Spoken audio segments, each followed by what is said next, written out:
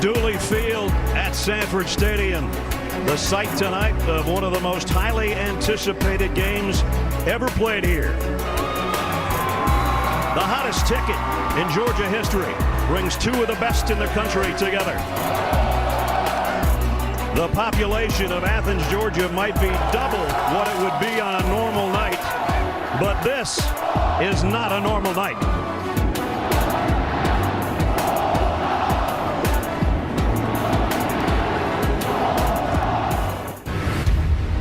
It's the Bulldogs and the Irish. This is what college football is all about. It's not often you get a matchup like this. Herschel running over people. There goes Herschel. Touchdown. The stadium bananas here. For the first time, here's Jake Fromm. The Dogs have come to South Bend, Indiana, and painted the Gold Dome red and black. Book lofts it into the end zone. Touchdown, Notre Dame. Look, it's Javon McKinley. A touchdown. Dog Nation taking over. DeAndre Swift to the house. Touchdown. Huge play there by Georgia. How about that? Touchdown Irish. Are you kidding me? And he's going to be sacked by the Dogs defense. Gonna take it all the way. Easily into the end zone for the Irish touchdown. The stage has been set for Georgia now.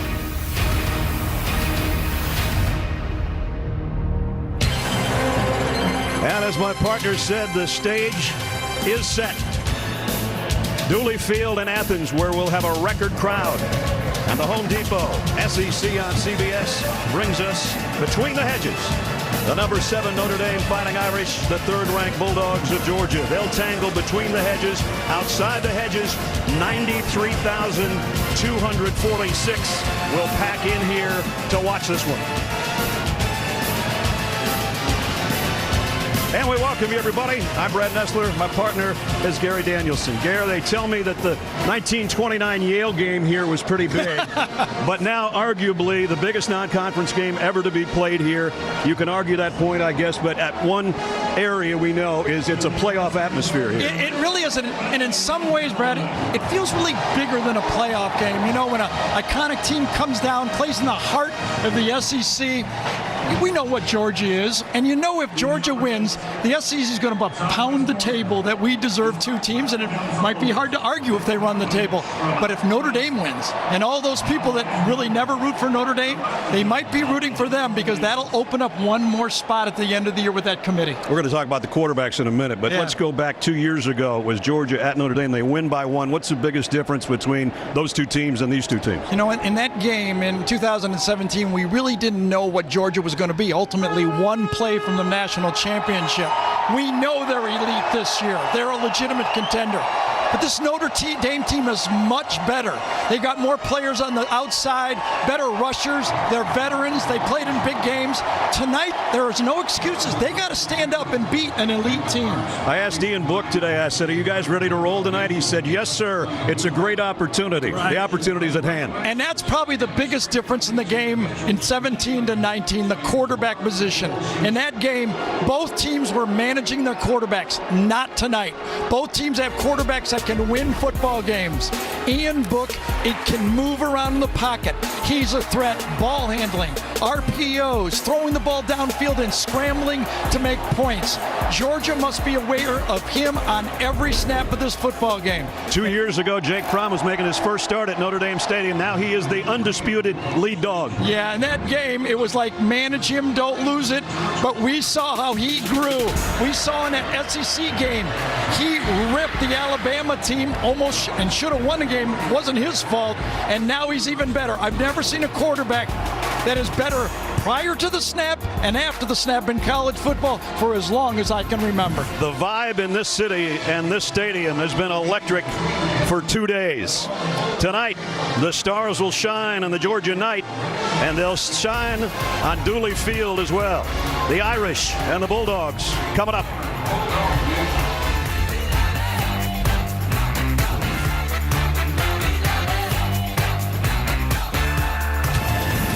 The Home Depot SEC on CBS is sponsored by Rocket Mortgage by Quicken Loans, Mercedes-Benz, Aflac, and by Chick-fil-A.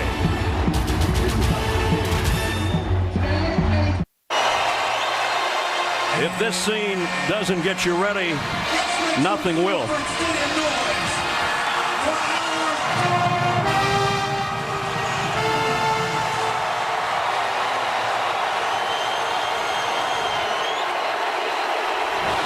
Here come the third-ranked Georgia Bulldogs.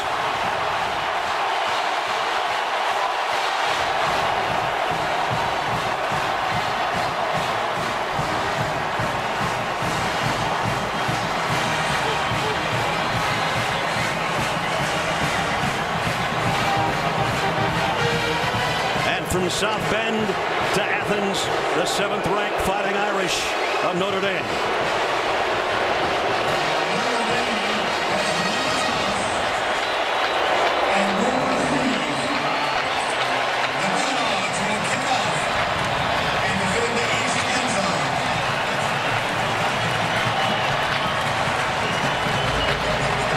Third member of our team with Kirby Smart, Jamie Erdahl. James.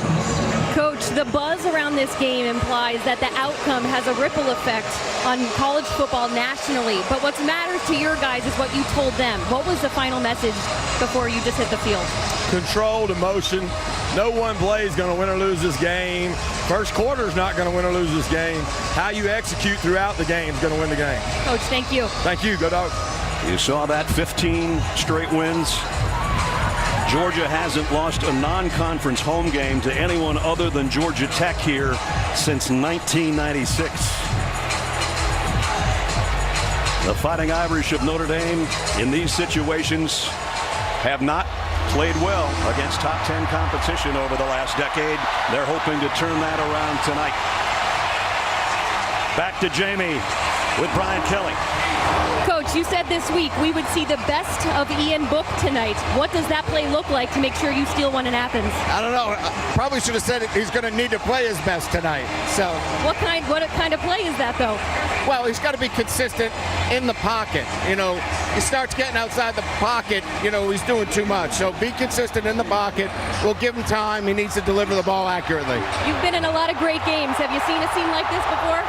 Yeah, we've seen some, but this is really nice. They've done a great job of creating a home atmosphere here, and got to play through it. Road Warriors, right? Yes, absolutely. Thanks, Coach. Not quite the scene at Notre Dame Stadium 2 years ago when there was a sea of red on their home field. There's not a lot of Notre Dame fans in this building. Agree, but I don't know if there's another team in college football that's more prepared to play in big game atmospheres than Notre Dame. I mean, they don't want them, but they know what it's like to play in them. Exactly. You just saw the graphic of something I mentioned earlier with 500 additional seats added to the west end zone. This is the largest crowd to ever watch a football game in this state. 75 degrees. It is perfect. Notre Dame won the toss. They want the football. Only the third meeting ever between these two teams. The aforementioned one 2 seasons back. And then the national championship win by Georgia following the 80 season in the 81 Sugar Bowl.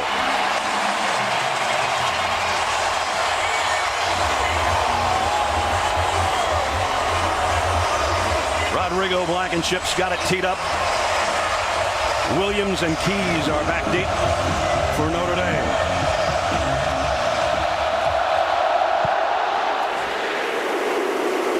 And as Rodrigo does so many times, a touchback. So they'll bring it out to the 25-yard line.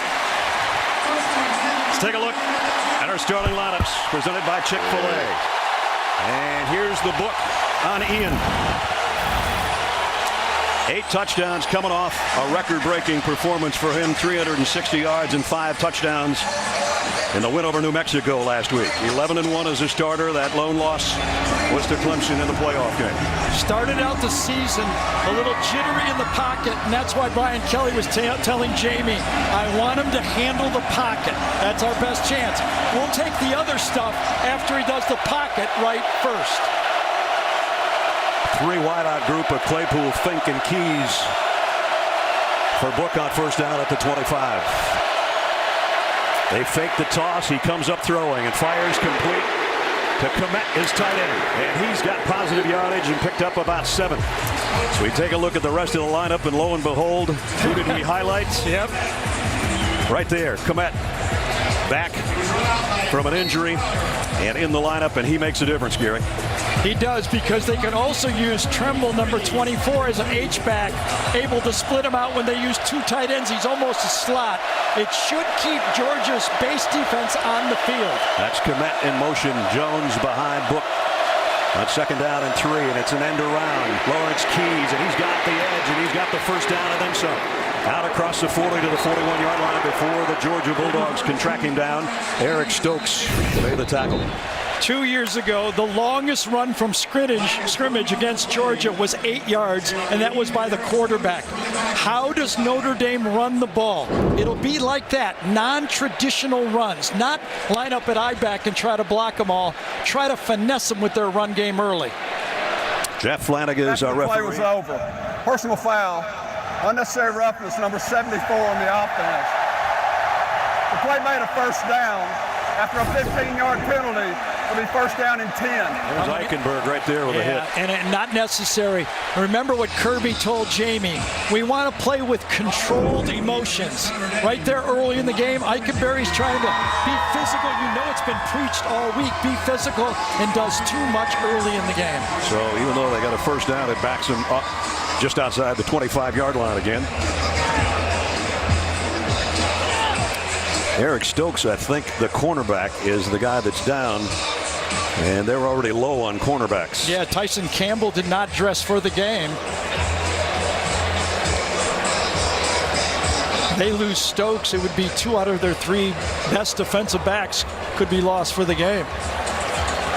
Well, at least corners. I probably should rephrase that. And we'll check on him as he is helped to the sideline.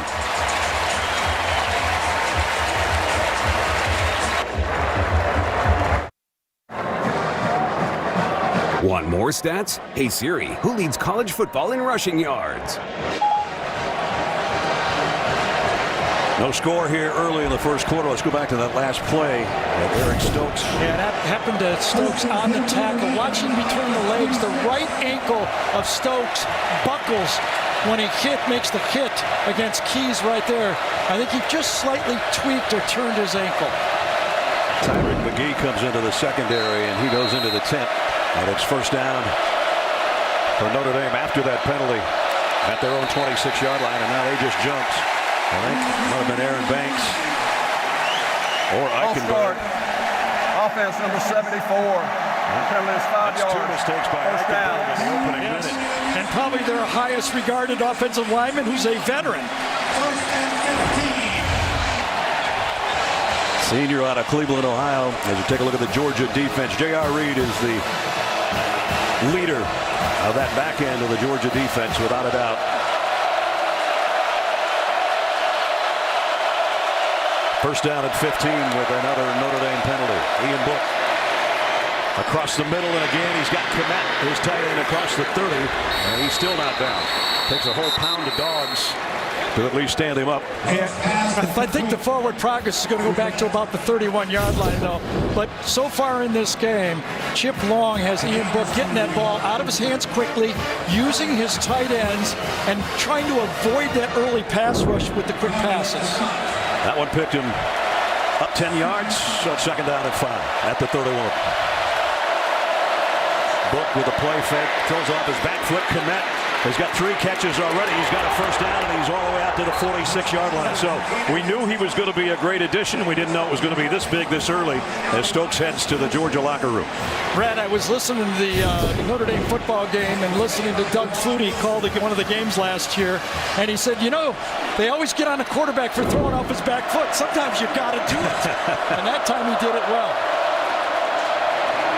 This time he steps into the throw and goes deep. Incomplete, intended for Chase Claypool. DJ Daniel was back there and had good coverage.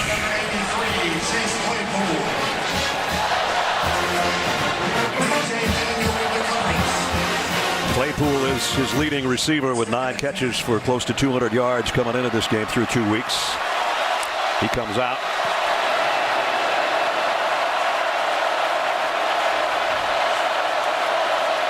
And Again, the jet sweep to Keys going right this time. And this time Georgia plays the edge well, and DJ Daniels runs him out of bounds. A loss of 1. Yeah, and that time that Georgia defense, Tay Crowder, number 30, they just all ran it down. Going sideways, that's why you recruit these guys. Keep pushing it wide, and then your corner makes the tackle. That brings up a 3rd and 11. And Notre Dame's not been good on 3rd down this year, 27%. They only converted 1 3rd down a week ago. Oh, the speed rushers for Georgia have to make their impact. Guys like Nolan Smith, number 4. Can he make an impact? They're trying to get some heat on Book. Scrambles left and throws that way, incomplete. It'll be a punting situation. It was intended for Lawrence Keys.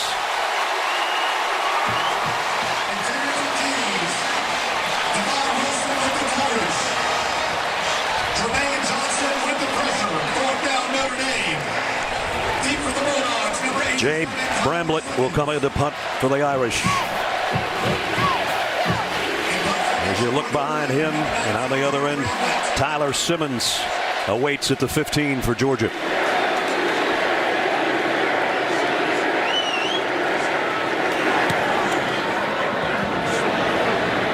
Simmons waits on it late for a catch. Oh, he almost ran into his own guy like the Iowa State game. It was really close. Yes. When I handed the win to Iowa, very lucky to get away with it. Georgia's going to be inside its own 10 on offense when we come back. Speaking of Georgians, how about our man, Jason Aldean?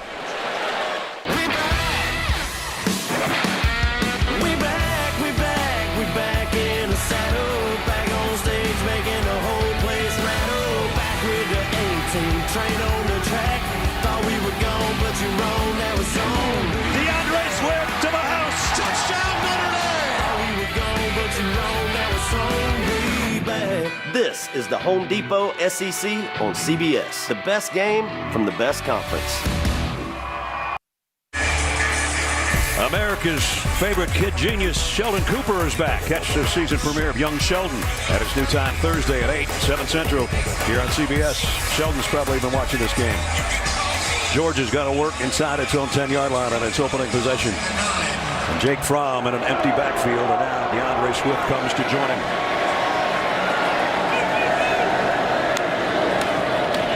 Fromm comes up throwing.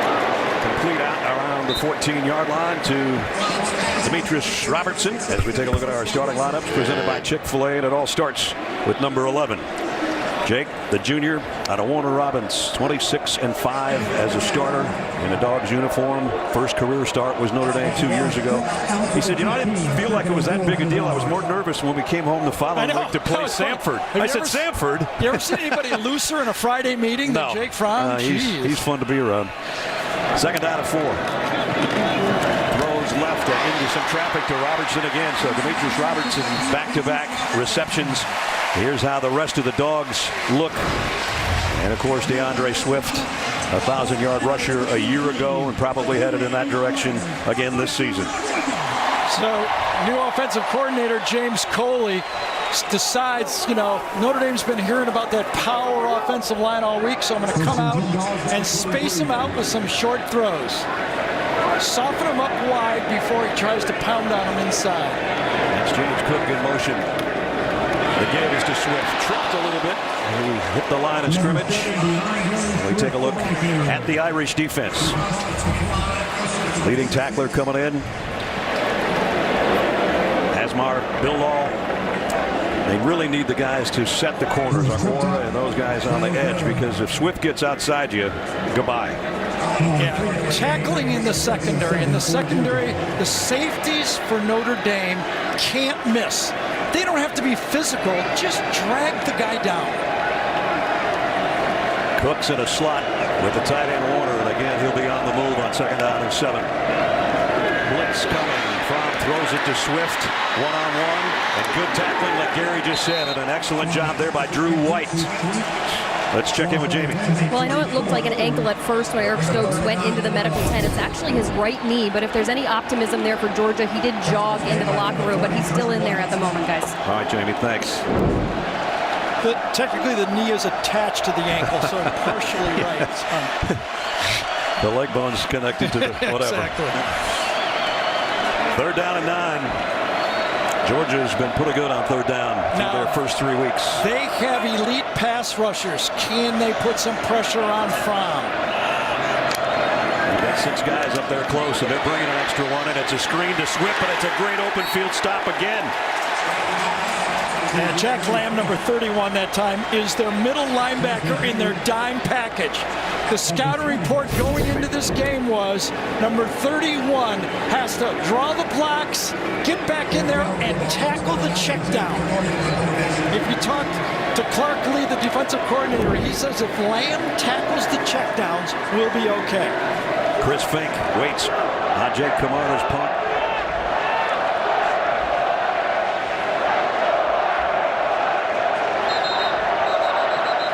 Whistle on the penalty marker down.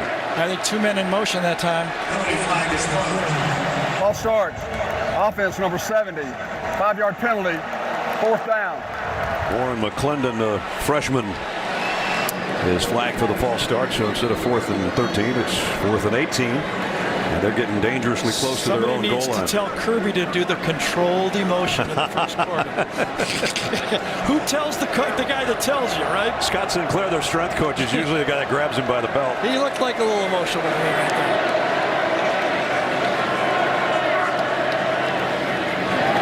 They got some heat on the punter, but he got it away. It affected the punt.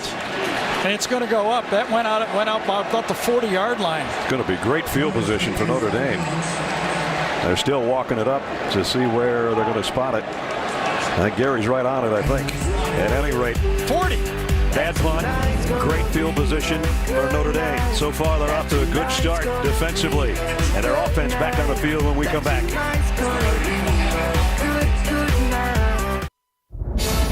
Adam Zucker in New York with this Papa John's update. Biggest upset of the day so far, Pitt. They call this the Pitt special. Looks like the Philly special, but after seeing UCF score 31 straight, Pitt with that play, and they give UCF their first loss. And number 21, Virginia, saw Old Dominion come to town and score the first 17, but they are on the board, down 10, heading toward halftime. Ness, Gary, back to you. All right, Zuck, thanks. Big win for Coach Narduzzi, huh? Yeah, I would say so, and especially coming off the decision he made a week ago when he received so much criticism. That was only a 25-yard punt here. Yeah, we looked as close as we could. No one touched this football, and I just feel that he felt the pressure up front and just kind of missed it. And that miss sets Notre Dame's offense up at the 40-yard line. Eric Stokes is back out of the locker room. Appeared to be running okay on the sideline.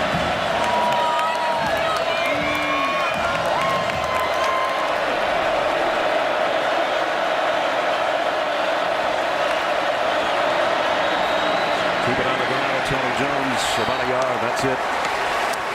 Coming into the game, Jones and Ian Book were both at 127 yards through 2 weeks as far as their leading rushers.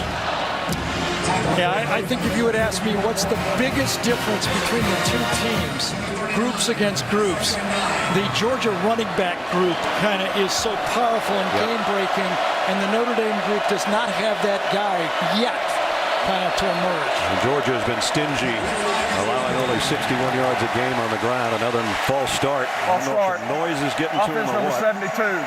5-yard penalty. 2nd down. I was on the field before the game, and I said, Brian, your team is better than it was 2 years ago. What'd you tell him? And he said, I said exactly that. We're better at receiver. We're a veteran team. You guys want to be elite? Go out and beat an elite team, and you'll be elite.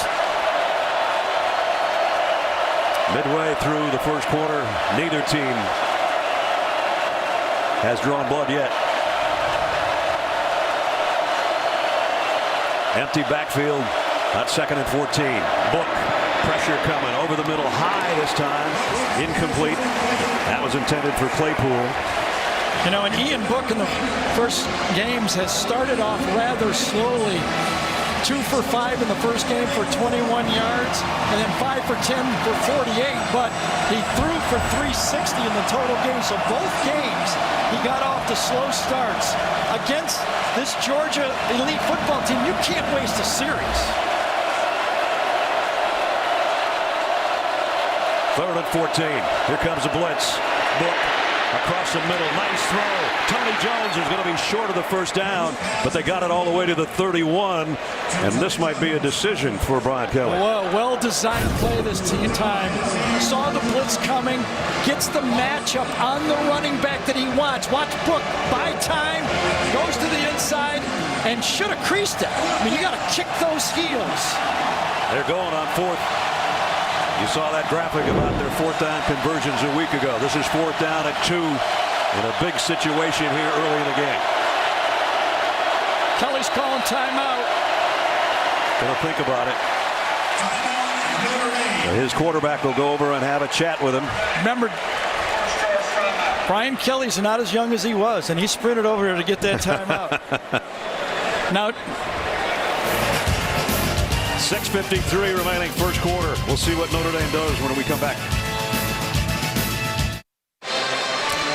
Stream CBS Sports HQ, the free 24/7 news coverage network that always is focused on the game. Get nonstop highlights, fantasy advice, and picks.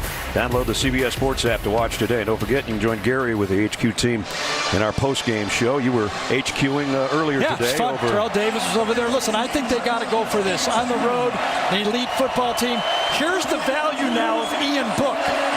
Georgia has to defend the quarterback on this play. It's fourth down at 2. They're 5 of 6. Their fourth down conversion so far this year. Notre Dame has struggled on short yardage situations, but they've been on third down. Maybe fourth down is more lucky for them. And the ball goes through the hands of Book. And he's in a heap of trouble. Comes up firing and almost completes it to Lawrence Keys. And Georgia will take over on downs. Remember, the newest player on this team is Jarrett Patterson, the only new starter in the offensive line. And I think he snapped it before he should have. Georgia shifts and he snaps the ball. I think the Georgia, some type of vocal call, got Jarrett Patterson to snap it before Book wasn't ready. It's very fortunate that the ball did not hit the motion player going by. So you go for it, you take a timeout. You know, I've already said that Notre Dame should not be in awe playing on the road, but they've made all the big mistakes here. So they have. So that gives the ball to Georgia at the 32-yard line. From under center. And again, DeAndre Swift trying to lead his way for about 4. Maybe only 3. Dalen Hayes made the stop defensively. So Georgia hasn't gotten untracked on offense so far. They come in averaging 565 yards a game in offense, but you have to consider the competition of who they played. Just remember, Georgia is looking for the play action deep bomb on every play. If you're playing safety for Notre Dame, play safety. Stay back. They give the ball to Brian Harriet. And Harriet, part of that stable of backs, gets about 3 more, but it's going to bring up a third down. Georgia, one of the best teams in the country offensively on the ground, and as you see on the right-hand side, Notre Dame 120th out of 130. So far, so good. They've done a nice job of slowing down the Georgia attack. Third down and 4 here. And remember, a lot of that was that opening Appalachia State game when they were not ready for that option game from Appalachia State.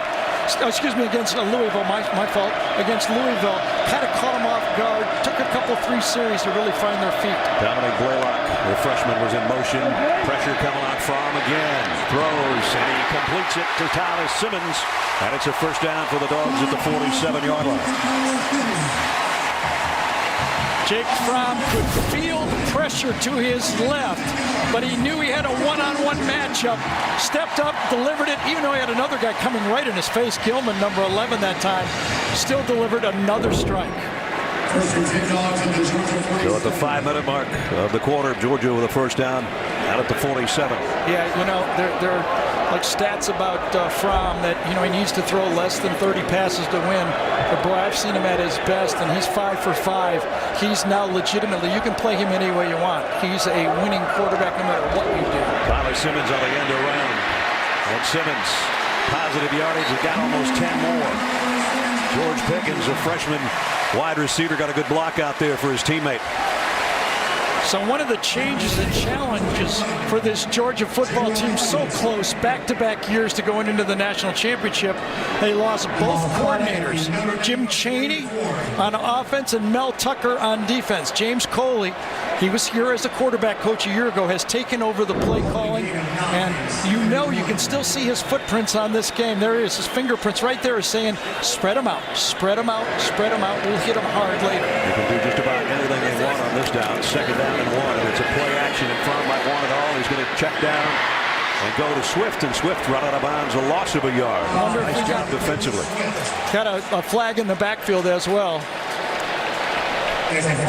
Holding, offense number 66, 10-yard penalty, second down. Solomon Kinley, the left guard, the guilty party. Georgia's offensive line is massive. Average about 325 pounds a man. Following the holding penalty against Georgia, the line of scrimmage. Back in the Georgia 46. I'm afraid to circle because I don't know if I can make circles that big. I'm afraid of going right outside the border here. The hold was against Myron Tagovailoa Amosa, the defensive tackle. And there's what I was talking about, 329 and 6'5". Notre Dame must move, stunt, use their quickness to their advantage against this big line. Here's the quick throw out in the flats. And again, good open field tackling. Matt Landers lost yardage that time on a catch. And that's exactly the tackling you have to have. Jeremiah Owusu-Koramoah that time made that tackle in space. You can't let a 1-yard play become a 20-yard play. Make the tackles, make them earn their yards. We always talk about yards after contact for a running back, but now in modern college football, yards after contact for a wide receiver may be a bigger stat. We haven't seen an explosive play yet from either team. Third down at 12.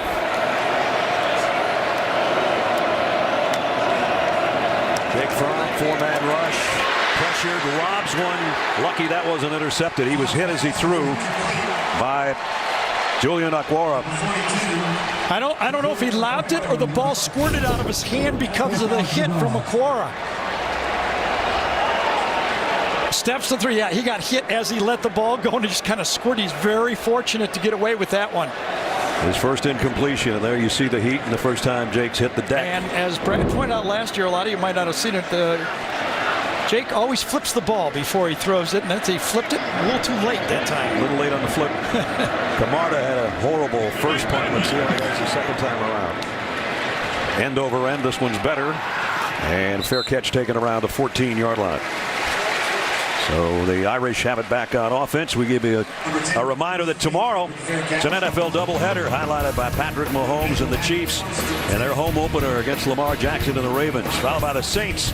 They'll head into Seattle to take on the Seahawks. It all begins at noon Eastern. JB and the gang huddling up on the NFL Today, presented by Jeep.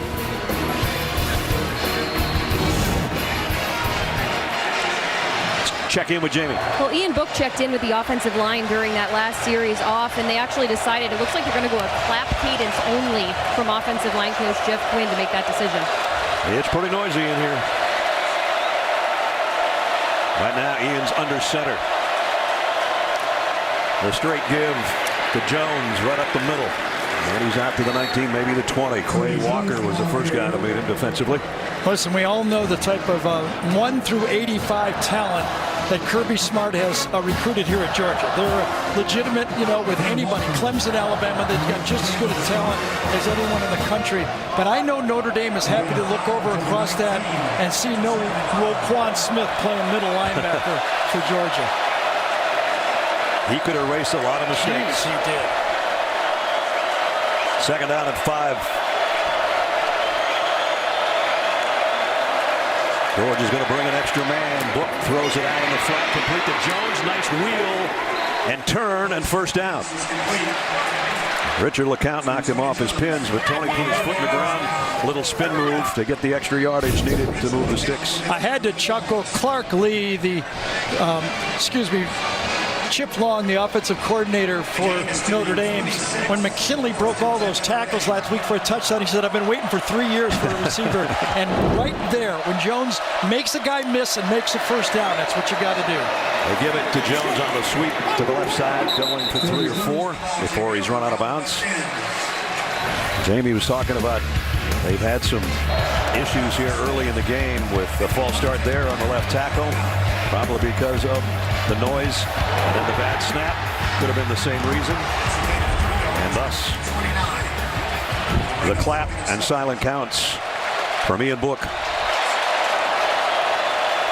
I think there's only been one targeted ball to a wide receiver. All the rest have gone to tight ends and running backs for Ian Book so far.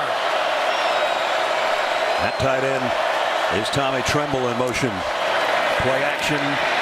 Screen goes to Davis, and what a play it was by Tay Crowder. Avery Davis, kind of a multi-position player. They tried to get him out in some space, and Tay Crowder said, not on that play. It's one thing to recognize the play. It's another thing to run it down. Before the Notre Dame offensive lineman could turn around and look for Crowder, he had split him and made the tackle. No chance for a pickup. 3rd down and 9. Now it's going to get loud in here again.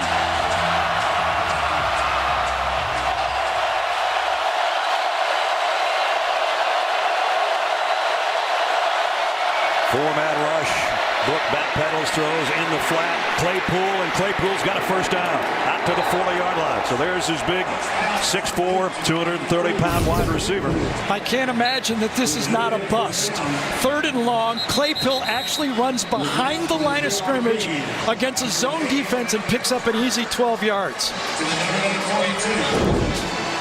That brings us to the end of the first quarter.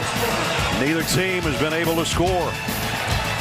Number 7 and number 3 in Athens. Second quarter coming up in a moment.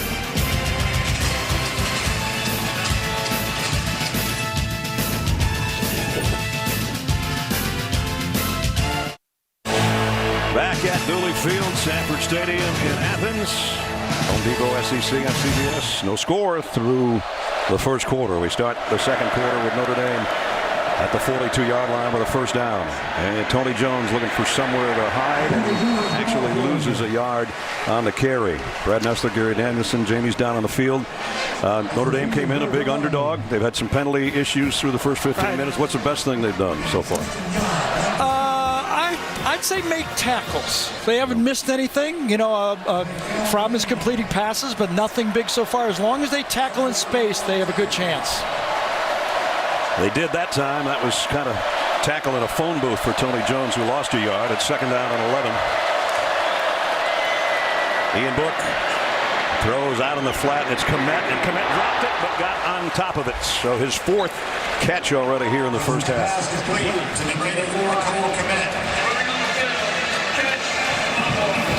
Well, Komet has made a big difference in this game plan. He's big enough and strong enough to help blocking on the end of the line of scrimmage, and he's catching those short passes. You can see how comfortable Ian Book is having number 84 back in the football game. He's an NFL caliber tight end, 6'5", 250, and he's made a big difference in this game as Ian Book's 8 out of 12 for 70. And has another 3rd down situation here. That's Fink in motion. And now we got motion as well, and it's Komet who had an early takeoff, it looked like.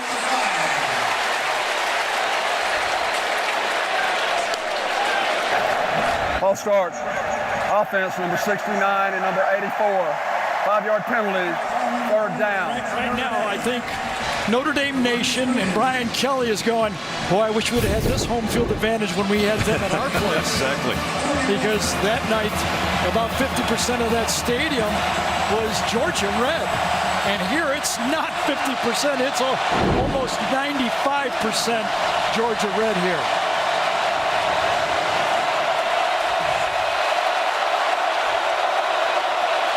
Making themselves known again for the Georgia defense on 3rd and 11. And a timeout taken by Notre Dame. Home field advantage, no doubt about it. 13-18 remaining first half. Notre Dame uses its second timeout.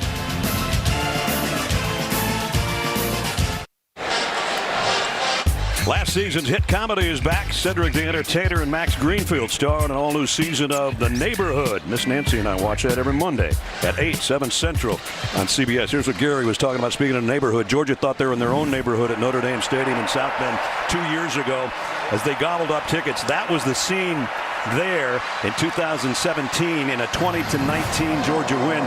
And now here in 2019, that's the scene in Athens. So much for Southern hospitality. Exactly.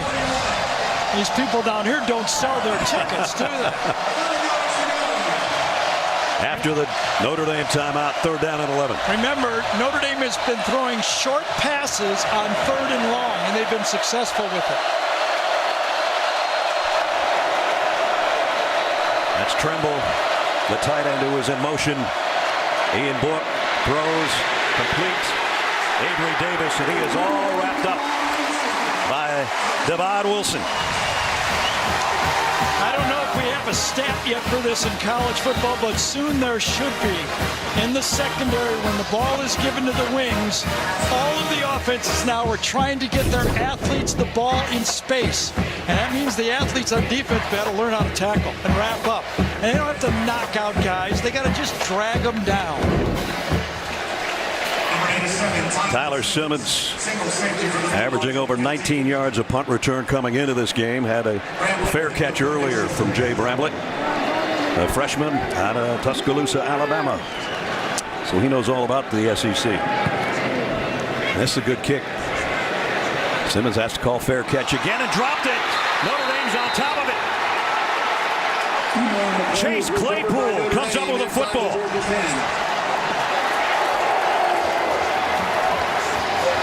A huge mistake by Simmons.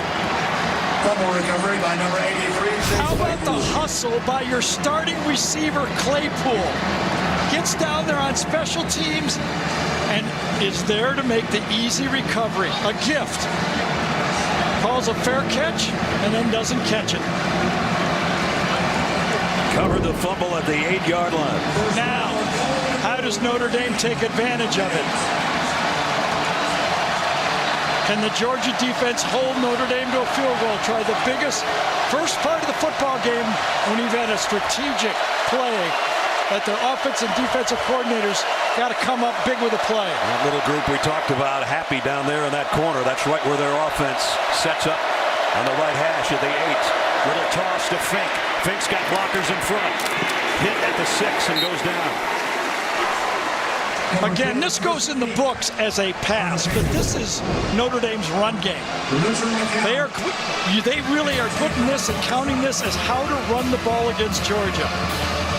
All right, Ian Book has not rushed the ball in this game yet. This is where he can be so dangerous. Georgia hasn't allowed a red zone touchdown yet. But they just gave Notre Dame's offense a gift at the 8, and now they're just outside the Georgia 5.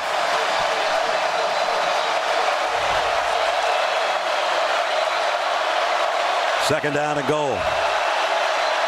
Book, the fade to the corner to Claypool. Did he catch it? Flags are down. He's out of bounds. This pass is incomplete. There's a flag on the play. DJ Daniel was the guy that was covering.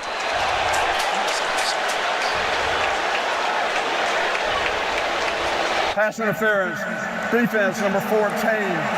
Foul was in the end zone by rule. The ball be placed at the 2-yard line. First down. Slot receiver fade. Everybody's got this play. Everybody's got a 6'3" receiver. Very physical Chase Claypool, and you can see Daniel is riding him, has his hands on him the whole way. Had to be called.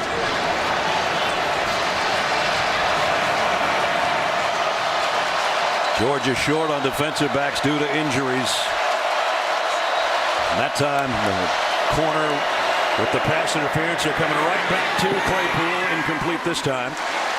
Boy, you can see the respect Chip Long has for this rush defense for Georgia. First down. Come on, all of us that grew up watching Notre Dame football, we're saying, all right, let's see the Irish pound this thing in, right? I mean, how different are they? Go back to the same type of a play? I just keep thinking, when's the quarterback draw coming? Yeah. Or as you're calling plays for Chip Long, do you think it 4-down territory as you call these plays? Book is under center. The toss, the roll, the throw, the wide open toss for the touchdown. Kirby called timeout prior to the play. And he saved the touchdown. Notre Dame was an unbalanced line, and he got a timeout to save a touchdown.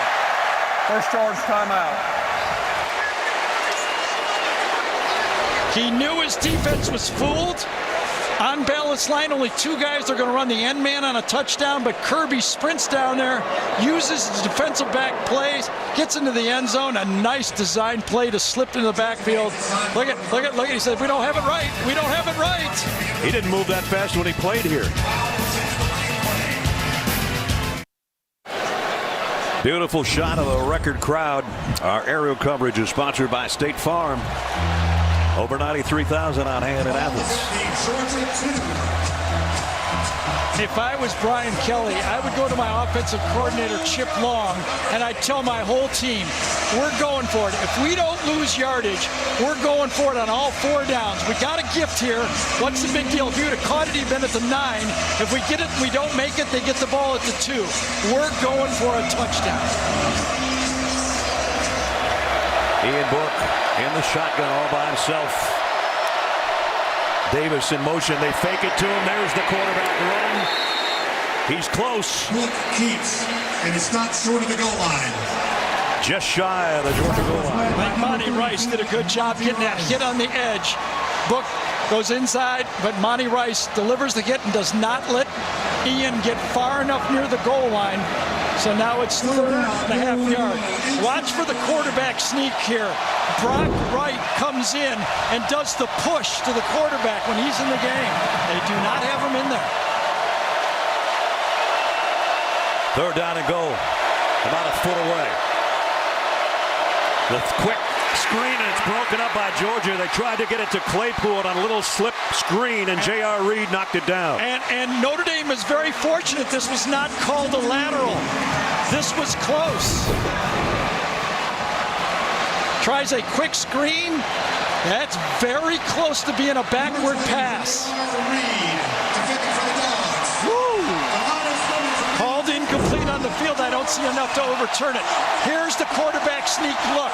You're going to get the push from behind by the tight end. That's Takis. 4th and goal. Now they shift out of it. Book fakes the throw, in trouble. To the back of the end zone. Caught by Clement for the touchdown. It didn't work as it was drawn up, but it worked. I'm not even sure Komet was the intended receiver. I don't think so either. I agree with you. I think he was throwing it to the back of the end zone on the play. Wants to throw it wide, nobody there. I think he's throwing it right here to the back. He was trying to get it to Tony Jones. And intercepted on the play. Cole Komet says, I'll take that. Intercepted by your own guy for a touchdown. Well, Brian Kelly was thinking like I was, go for it, go for it. But you can see the respect he has. I'm not running inside against these guys, throwing almost every down. Jonathan Dorr, the snap was low, but the kick is perfect. And with 10:39 to go in the first half, Notre Dame strikes first. We told you Cole Komet would be a big part of this game. He's got 5 catches, including a touchdown. Short drive, and number 7 is up 7 in Athens.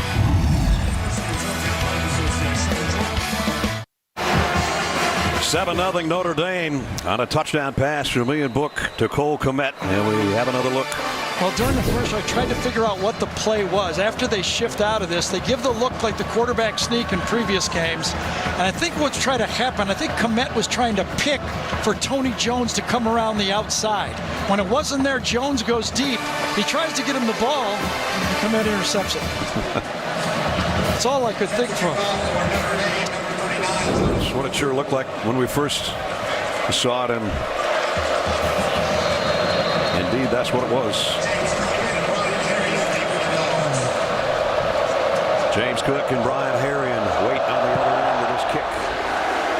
And Cook's just going to have to field it and back and take a knee, and we'll bring it out to the 25 for Georgia. Let's test your knowledge with tonight's Aflac trivia question. What do we got? When was the last time Notre Dame defeated an Associated Press top 10 team on the road? We told you they've had some struggles in that area. Right now they're leading the number 3 team in the country by a touchdown. So we'll let you chew on that one for a while. Remember, the fumbled punt is what led to an 8-yard drive in 5 plays.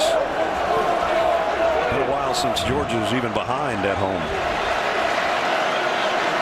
Now let's see if their offense can get something working. So far, not really. It's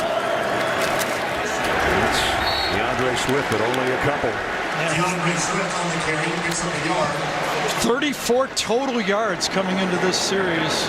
2 first downs, been bottled up.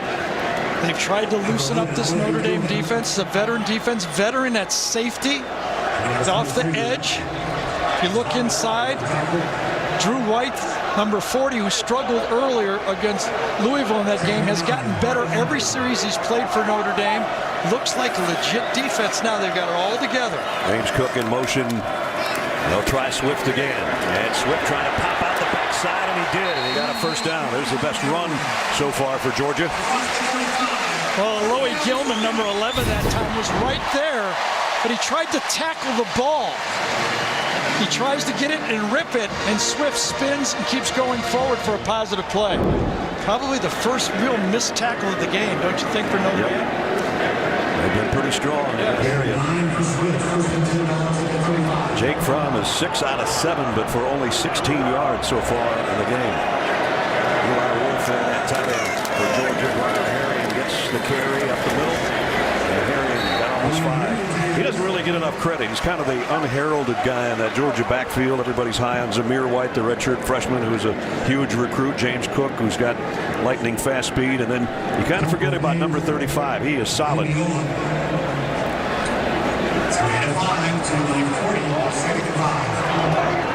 Second down and 5. Herrion stays in there to flank Jake Fromm.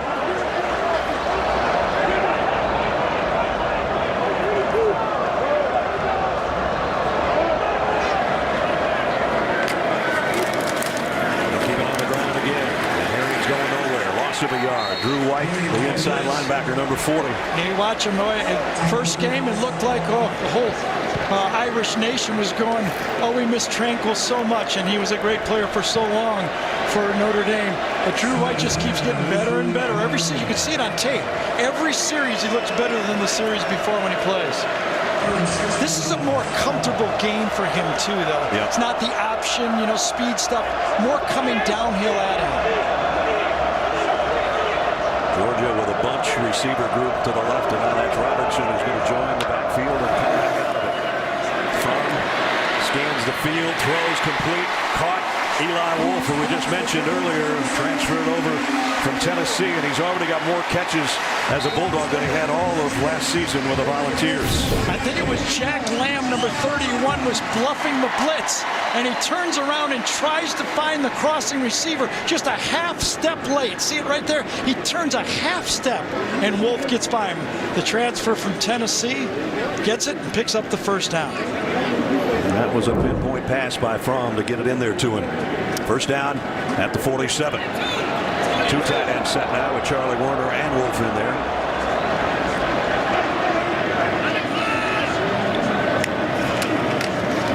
Swift trying to get to the edge. DeAndre Swift. There's one of his patented runs. Pick up a 12 and a first down. Well, Eli Wolf caught a pass on 3rd down. This time they asked him to block. And he gets out front in space and makes the block, pushes him by. That's all you need. Good running back, just get in front of somebody, and you're going to make positive yards on the play.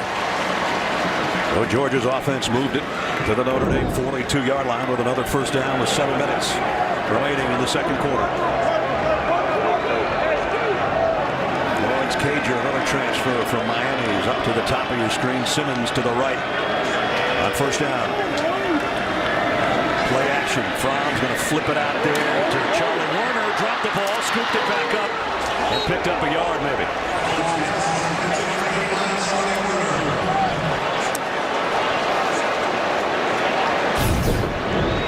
Really have to be impressed. I mean, Fromm he's almost a magician with the ball, but the Notre Dame defense is on the throw. He's completing them, and they're there. They're in the picture. And that's really the key here when you're playing against elite athletes. Do not give them space when they catch the ball. This is the best tackling I've seen so far this year from anybody. No doubt about it. But it seems like Georgia's kind of found their rhythm here. Enough power. They've got to kind of go in both directions now. A little bit of everything. Dominique Blaylock out in the flat with a reception. Got around to the edge. He's got a first down. They really like this kid. Freshman out of Marietta, Georgia. How does he get it out? A little wiggle inside, then he backs up for the old bubble screen, basically.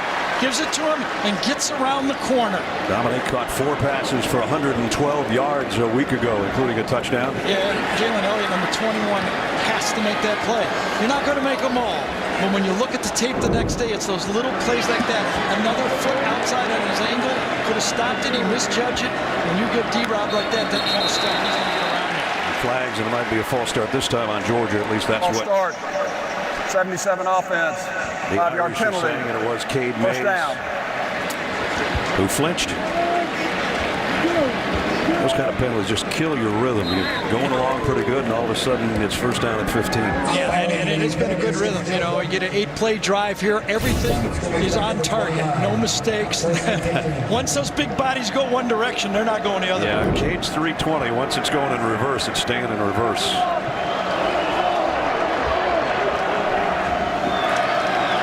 So back to the 29. Harrion with Fromm with a shotgun. The throw's going back out to Blaylock again. See if he can beat his first man. Nope.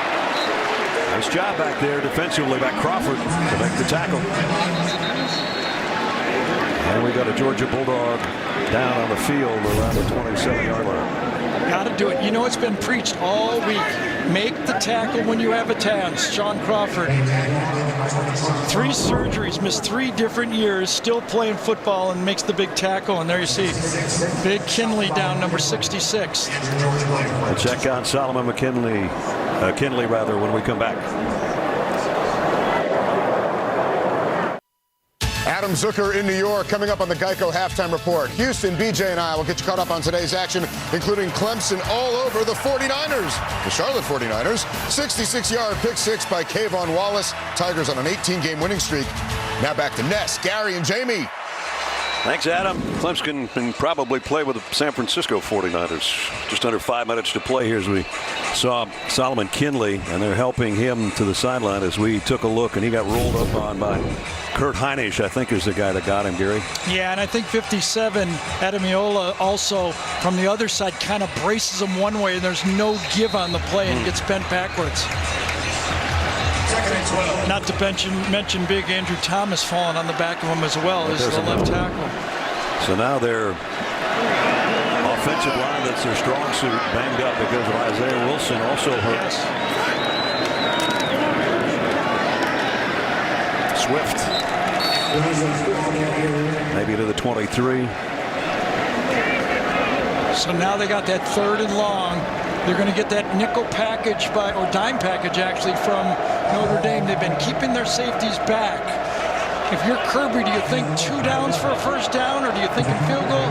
They have not gone deep so far in this game, but Notre Dame's alignment has not allowed it. I look for a dig route, something across the middle.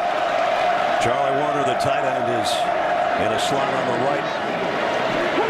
That's Demetrius Robertson, who's in motion. 3rd down and 9. Fromm looking left the whole way. Back shoulder throw. Got it complete. And it's Lawrence Cager. First down. Went man-to-man to the outside. Their best cover guy is Tony Pride, number 5. Cager to the outside. Got your best guy on him. They make a better throw than you could. Nothing you could do. when you're playing bump and run to the outside, you're trying to clog everybody else. That throw's better than your defense. Fromm now 11 for 12 in the football game. How about that? And he's got it inside the Notre Dame 10 at the 9-yard line. First and goal.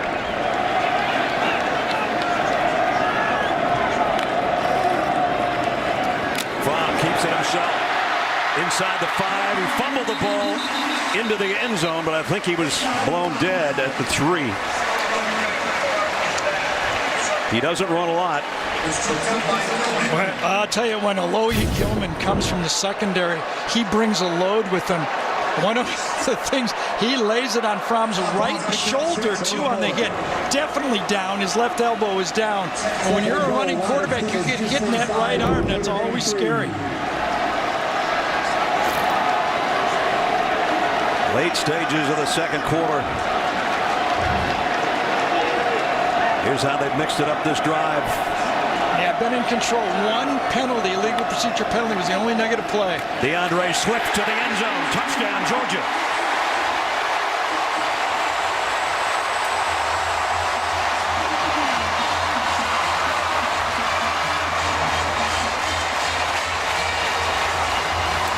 Something for the record crowd to cheer. That's what Kirby says. Finally, we've settled down and played our football, keeping everybody off balance. I'll tell you, Andre Thomas, number 71, the All-American left tackle for Georgia. What a play. We could get another look at the big guy. Now, from this angle, you won't be able to see it. Let's see if we're sure if he gets into the end zone. I think when his knee touches the balls across the line. I do too.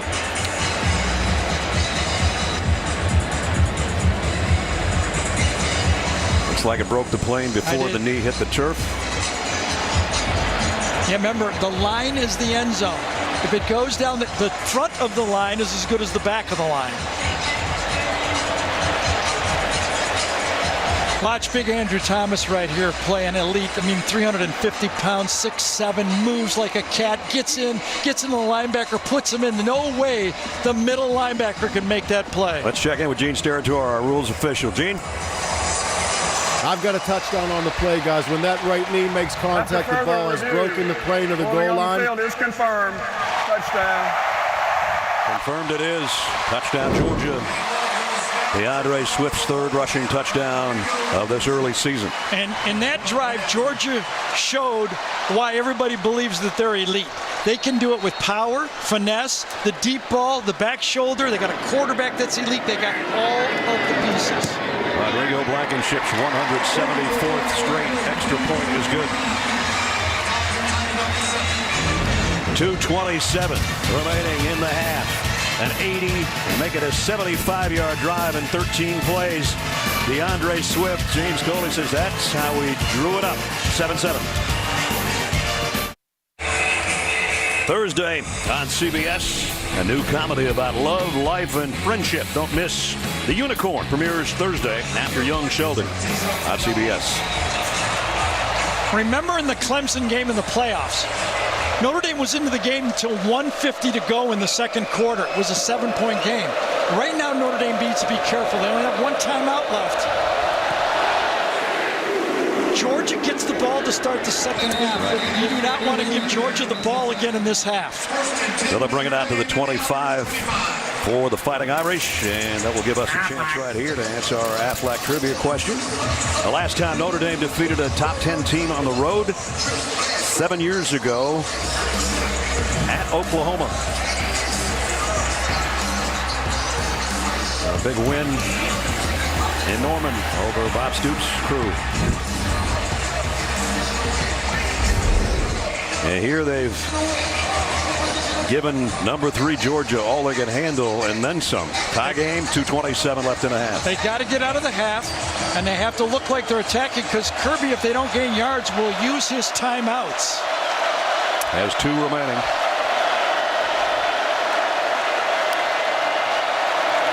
Ian Brooke throws across the middle, in and out of the hands of Fink. It might be almost intercepted. It's still loose.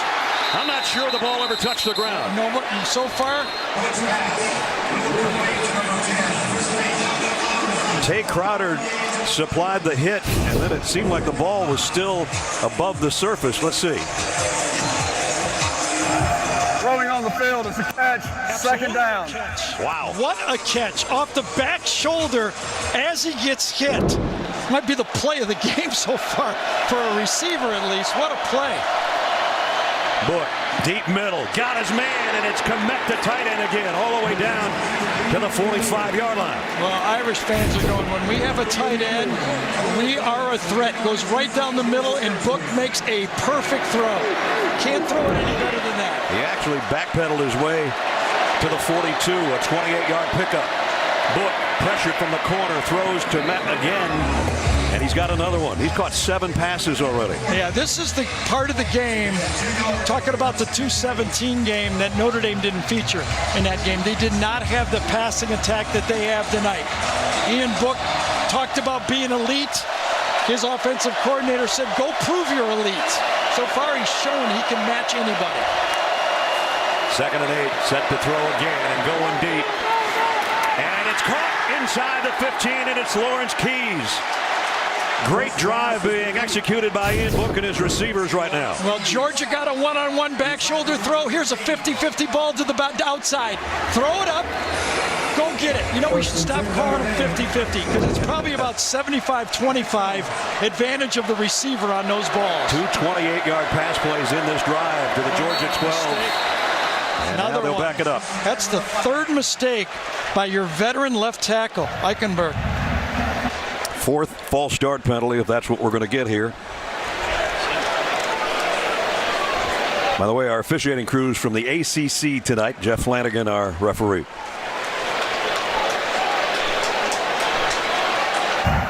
False start on the offense. This play qualifies for a 10-second runoff.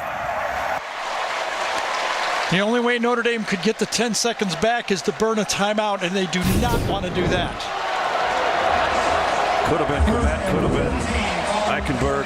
Both guys on that left side look like they got a head start. I wouldn't blame Komet the way he's catching the ball. I'd want to get out there, too. Tell you, Ian Book, the more you watch him, his feet are so nimble. Reminds me of an old Irish quarterback we played a long time ago, threw just like him, with those quick feet. That would be Joe Theismann. Remember how he played? Had the same style. Great athlete in the pocket, able to move his feet and throw. A little bit of a run attack and pass attack at the same time.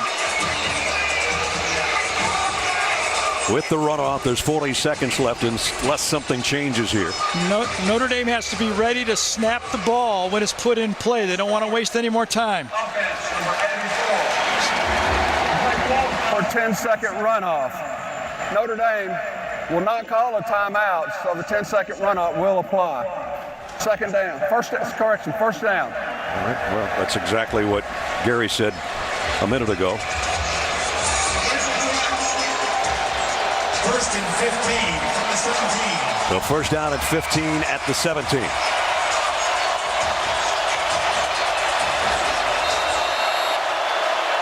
Winding the clock. There it goes. There goes Komet in motion. Book looks right, goes to a screen. He's got blockers out in front for Fink. And Fink's down inside the 10. Do you get up and snap the ball, or do you call timeout? Make up your mind, Notre Dame. 18, 17. Looks like they're going to go up to the line of scrimmage. Down to 13. Now they're calling timeout. Wow. They left some seconds out there, didn't they? They didn't want to waste the down, but they wasted so much time they almost gave up a down. Now you got to throw to the end zone. They put 1 second back on, so it's 13 with second down and 7. I think it'd be a real gamble now, Brad, unless you get a first down, to throw the ball inside the field, whether you could get another play off. Big 13 seconds coming up when we return. Second down at 7 at the 9 with 13 seconds left for Notre Dame. Ian Book throws out of the end zone. It'll be third down. And you got to just send the field goal unit in right now. Don't forget, coming up in a few seconds, Adam Zucker, Brian Jones, Houston Nutt. First half analysis, scores, and highlights from around the country. The Geico halftime report. Zook and the guys will be along shortly. That was a winning drive for Notre Dame right there. Good decision by Ian Book. Either at a touchdown or a field goal. Nothing in between. Jonathan Dorr has only kicked one field goal this year, and he made it from 36 yards. This will be a 27-yard attempt. Kirby's going to burn a timeout. And there it is. So we'll let Dorr, the junior out of Charlotte, North Carolina, think about it a little bit.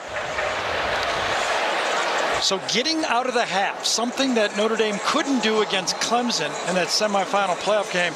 You know, they did not get pushed around that whole football game against Clemson until it got ugly at the end of the half. Right. And then it was all doors off. Well, you said a couple of minutes ago, you said they got to get out of the half without any more damage. Yep. Here they're going to supply some damage. Absolutely. Winning drive. Remember, Georgia gets the ball to start the second half. Ian Book has had all the pressure is on the Notre Dame quarterback. He has come through in this game. They don't have a reliable running game. It has to be almost a running game with the short pass. If you gave Brian Kelly the opportunity to say, I'll have a field goal lead at halftime, he would have taken that all day long. And he's got that opportunity coming up if his kicker is true.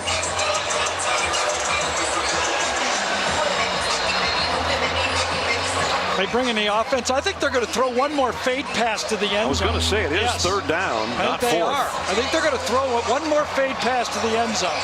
Claypool is to the top. By Kirby taking the timeout, it allowed Claypool's up here. Do have double coverage help by the safety. Let's see what happens. And Georgia took the timeout. Yeah, another one. So the chess match between Kirby Smart and Brian Kelly going on here. Well, the chess match was a field goal at first. Then they brought the offense back. They said, well, why not throw a fade? And then he takes another timeout. What else could they do? Well, there isn't much else to do. If they had tried a field goal on third down, they've always had the opportunity, if it's a fumbled snap or something, that they'd have another opportunity. Well, they didn't have a timeout. No, they didn't have a timeout, so they couldn't do that either. You could, I mean, if you were really gutsy, you could run a fake field goal pass. You know, some teams play their quarterback as the holder. The only risk you run here is if you take a sack, it's history. I know that, but Jay Bramlett, the holder on the play, was a high school quarterback. Could have a fake from the field goal by an extra play. Well, Dorr's still standing on the sideline, so here comes the offense. Book's still in. They're going to throw one up. Different look this time as well. We got three wideouts. McKinley. Give offensive coordinator Chip Long credit. He's changed up the look after the timeout. McKinley's down to the bottom of your screen. Fink and Claypool up to the right. They're going to fade it for McKinley, and it's incomplete. But there's still 5 seconds on the clock. Now they'll bring out the field goal unit. Well, that was a lot of talking for a field goal, wasn't it? Sure was. We kind of wore ourselves out there. Exactly, I'm worn out.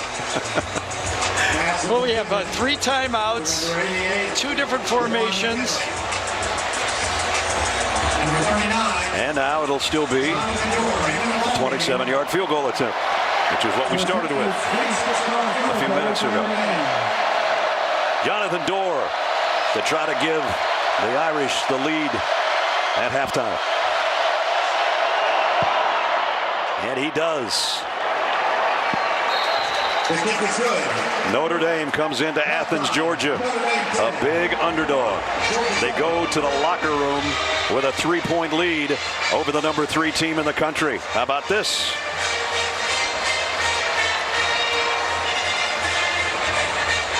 Well, they had to have their quarterback play ball, and he's played ball, and they have tackled. I said they have to tackle in space. Done that too. Jamie's with the coach who's up at the break. Coach, you hit the ground running in this hostile environment. You overcame some miscues early, but what started to click offensively for you there? Well, the game's playing well, seeing the field. Obviously, getting Cole Kmet back, allows us to do some more things in the passing game. And again, I think just being more diversified offensively allows us to spread the ball around a little bit. We're obviously didn't do a very good job getting our football team ready for a silent cadence. So that's on us, but we'll settle down in the second half. We'll be better at it. Coach, Coach. Thank you. Thank you. I think everything else is working pretty well, including Komet, who's got 7 catches for 69 yards and a touchdown. End of the half. 7th-ranked Notre Dame leads 3rd-ranked Georgia 10-7. As we go to Adam Zucker and the guys in our New York studio. Zuck. All right, Ness, what a game so far. And coming up here on the Geico Halftime Report, Houston, BJ, and I get you caught up on a huge day for quarterbacks around college football and a running back after this word from your local station. Notre Dame's got a field goal lead on the 3rd-ranked Georgia Bulldogs here at halftime. Each week, we'll be celebrating college football's 150th anniversary with a taste of tradition presented by Sonic. Here's Jamie. Brad, as we've mentioned, this is only the 3rd meeting between these 2 historic programs.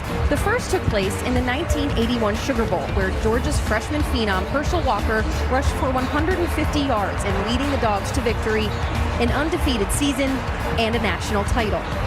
But the historical connection between these 2 schools actually dates all the way back to 1921. That season, legendary Notre Dame coach Knute Rockne coached the Irish to a 10-1 record. The starting center on that team was Harry Meir. 7 seasons later, that same Harry Meir would become head coach of the Georgia Bulldogs. And now they've got the Butts-Mehre building over here with the football offices. In Athens, halftime festivities going on. The Irish on the road leading the Dogs 10-7.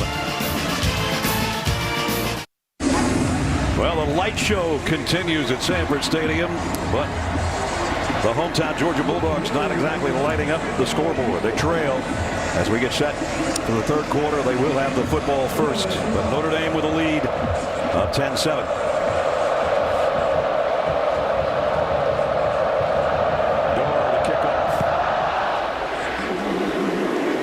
Third quarter underway. This one will be returned. James Cook trying to cut it outside. He's not going to get to the 20-yard line. Only got out to about the 15 as we welcome you back to Athens. Brad Nessler, Gary Danielson. Notre Dame comes in big underdog. Here they are with the lead. And you surprised? Yeah, I think I'm surprised, but I bet Notre Dame fan is even more surprised. They watched the first couple games. I think a few factors, but tackling. Have you seen tackling like that? I mean, they really have. You've been preaching that to me since like Wednesday. I know. I thought it was the key. And I think Brian Kelly saying Cole Komet has made a big difference in their offense. Gives them much more diversity. Jake Fromm was 11 out of 12, but for only 59 yards passing. And Georgia only had 3 possessions in that first half. Trying to get DeAndre Swift going, and he only got about 2 yards as we check in with Jamie.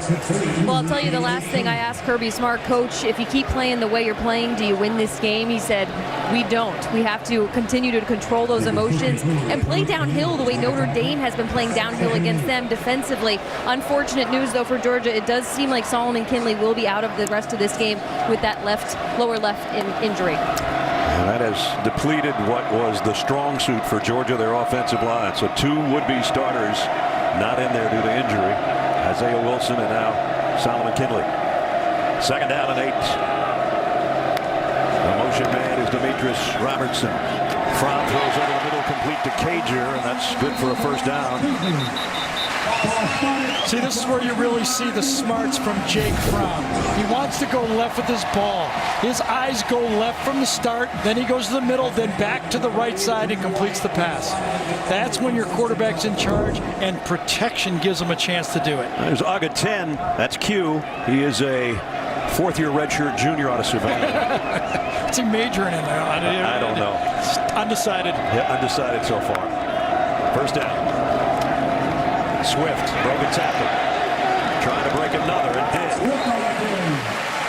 Got out across the 35 to the 36-yard line. The first half game trends, as we said, Jake, almost perfect, but no big completions at all. Ian Book was sensational. 7 completions to his tight end, Cole Komet. And Georgia, first time they've trailed at the half at home in 3 years.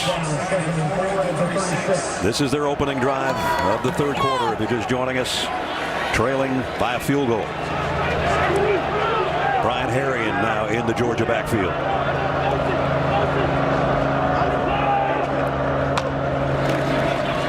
He'll get the call, trying to get to the edge. Got there, got the first down.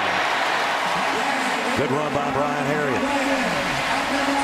This time got outside Khalid Kareem, number 53, and man on the line of scrimmage. You got around him. That created the space. Kareem couldn't get there, and Harrion gets to the edge. Kind of the downhill, exactly what Kirby was told Jamie. We got to get that ball downhill into the secondary a bit. Georgia stays right up at the line, not really a hurry up, but they stay there as Fromm directs traffic with a first down at the 46. James Cook in motion to the top. Here comes an end around. Great defense. Landers is swarmed under by the Notre Dame defense. Owusu Koromoa was the first guy there. And you got to play outside the play. Stay outside the play. Force him inside and then make the tackle. He knew he could push it inside. Warner could not get the block on him. Played it exactly the way you go watch practice, the begging him to play. And a big loss, making it second down and 16. James Cook flanking Jake Fromm in the shotgun. I'd like to get him in space. He's got great speed. From deep middle. Did he catch it? Dominic Blaylock, did he take it off the turf? No. It was a little underthrown, I think. So when you play the rover spot for Notre Dame, as you look at this ball, yeah, it bounced. It bounced. Owusu right there, Koromoa, is playing in coverage. Last time he's playing defensive end, whatever way it flanks. Sometimes he's got the slot, sometimes he's got the edge. That's how versatile he has to be. Notre Dame seems like they got all kinds of guys that were safeties. Now they're linebackers, corners have become safeties. We might have spoke too soon here. We're going to take a look at this. I still think it touched the ground, but I thought it did. Worth a look. Is a big play. Todd DeJoseph is a replay official. The back judge kind of right in the way, but it's on the ground there, I think. I thought it moved after it hit the ground, no doubt. Good try. Ball was a little low. Could have been completed. He had a great matchup on the play.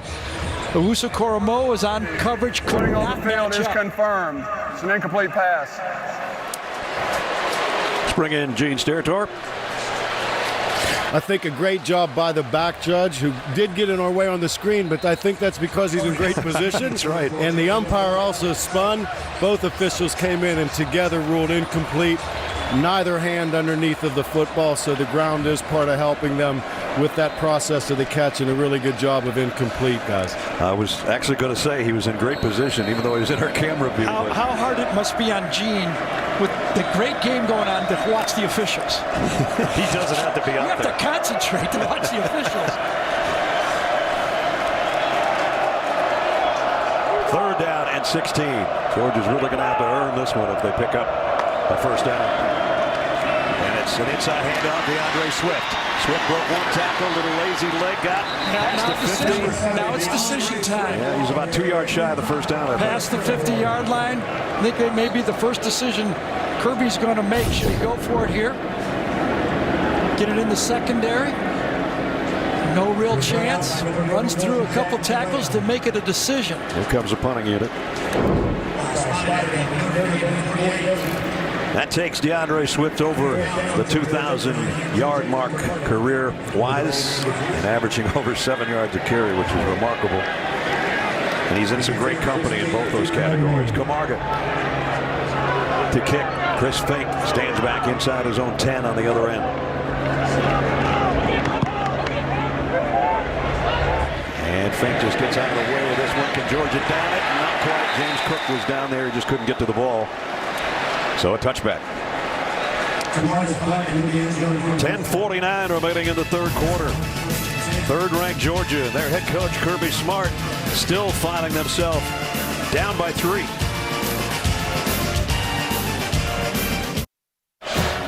And now, do Project Smarter, presented by Home Depot. The Home Depot, and it's smart to get your tight end back from a collarbone injury. Last week, Ian Book threw for 360 yards, but they were different plays than this. Now he's got a tight end.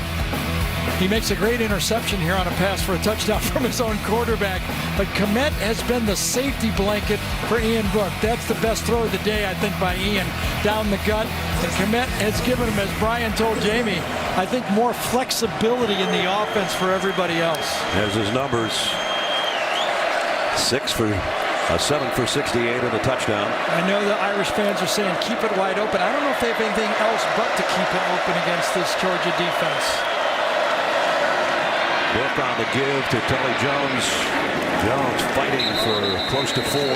This is not a traditional rush offense for the Irish this year. Everybody knew that if this team was going to make a run at the championship or the playoffs again, it would be based on a pass offense helping their defense, their veteran defense. And that's why all the pressure's on Ian Book. He has to continue to make all the right decisions on every play. 2nd and 6.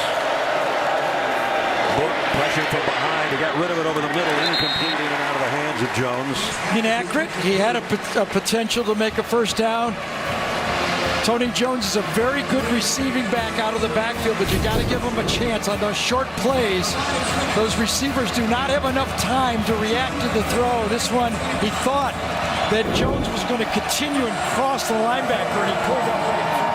Azeez Ojulari and Malik Herring at least got a little pressure on Book that time. That's about the first time that he's felt a little heat from behind. 3rd down at 6.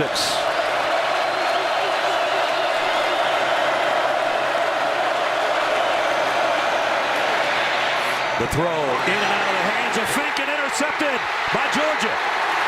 Devon Wilson's got it. He drops it. He's got it again, and it's out of bounds. I think it's Georgia ball. That thing was like a bar of soap in the shower. Let's see who's got it. Well, I think Georgia's going to end up with it. We're so close to, again, an inaccurate throw over the middle to Fink. He had him for a first down, but the ball's behind. Yeah, you got to make that catch. It's a tough catch, but it's one you expect your senior captain to make. It would have been a good catch, and then it ends up being an interception to Wilson on the play. Devon had to find the handle on it about 4 times, and it finally goes out of bounds, and Georgia's got it at the Notre Dame 22-yard line. And Tony Jones rips it out again on the play.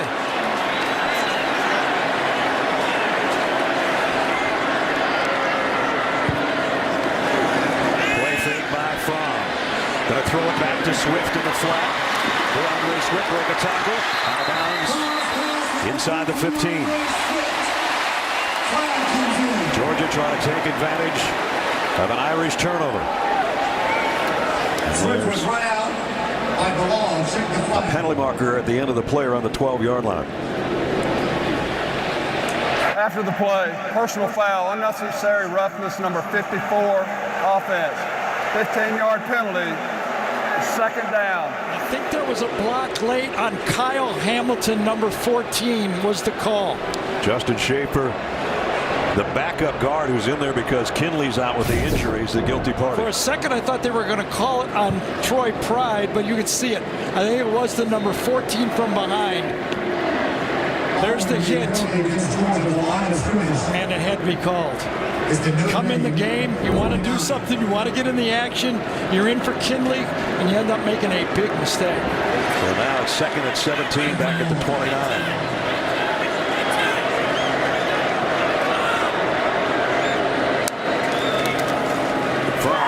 Quick pass, Charlie Warner catches it, goes to a knee at around the 23.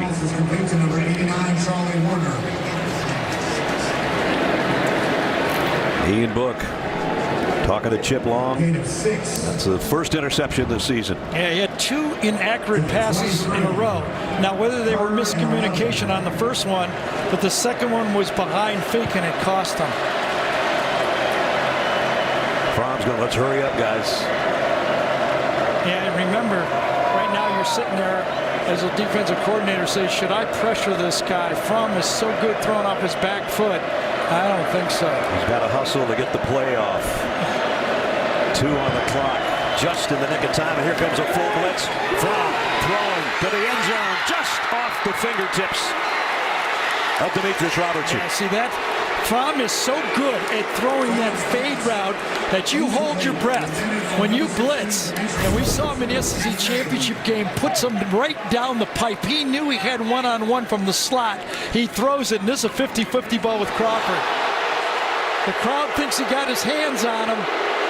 You might be right. I think that's incidental. So now I'd really like to see what Gene thinks of this. To me, it's incidental.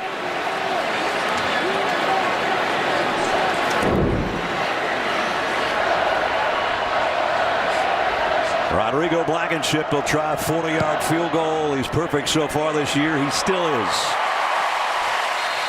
Georgia draws even on their senior kicker. We're tied at 10.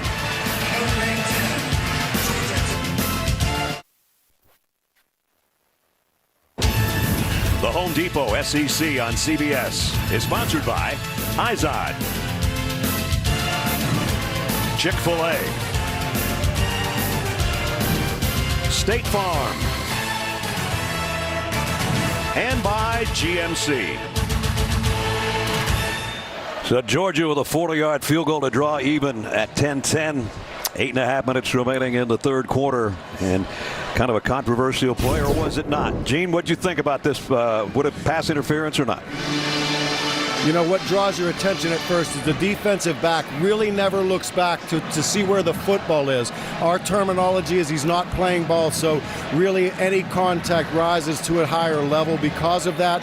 But in my opinion, although he doesn't look back, look, the contact, the hand fighting, a little play there, the reach of the arm, I don't think any of those actions rise to a level where it's materially restricting the receiver or putting him at a disadvantage that would rise to a level of a foul. I think it's a great no call, guys. Great, thanks, Gene. Kickoff will go out of the end zone. Bring it out to the 25-yard line. Our aerial coverage is sponsored by State Farm. A packed house, over 93,000, largest crowd ever at Sanford Stadium as you look in from high above.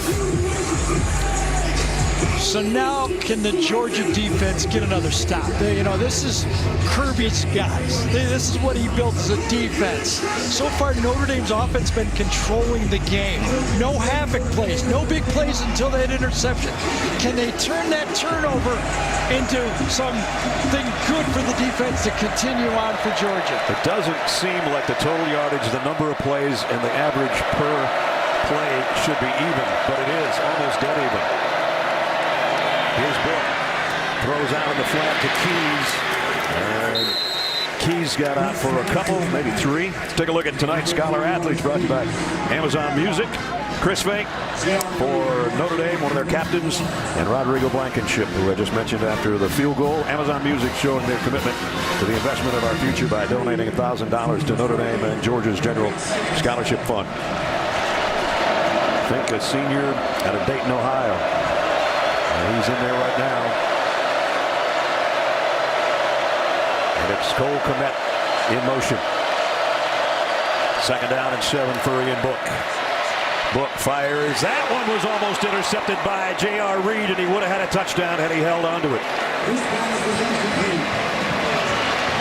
It's the second time tonight J.R.'s got his hands on one of those. And this time Ian Book never took his eyes off of Kmet. He watches him the whole time as this play goes. And that allows the Georgia secondary to react actually before he throws the ball.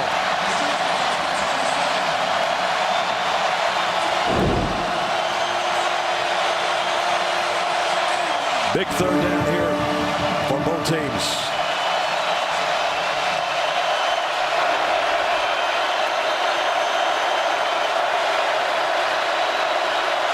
And they're going to have to call a timeout. Ian Book didn't like the looks of something out there. A 3rd down and 7 with 7:46 to go in the third when we come back. Tuesday at 9 Eastern, join CBS Sports Network's team of experts in the studio to tackle all the hottest topics on the gridiron. Don't miss Inside College Football on the 24-hour home of CBS Sports. Let's check in with Jamie. A tough look for Georgia behind me. Solomon Kinley has emerged back out on the bench, but it was on crutches, and he has a boot on that left leg. But that's just on the offensive side of the ball. Defensively, they are continuing to be depleted.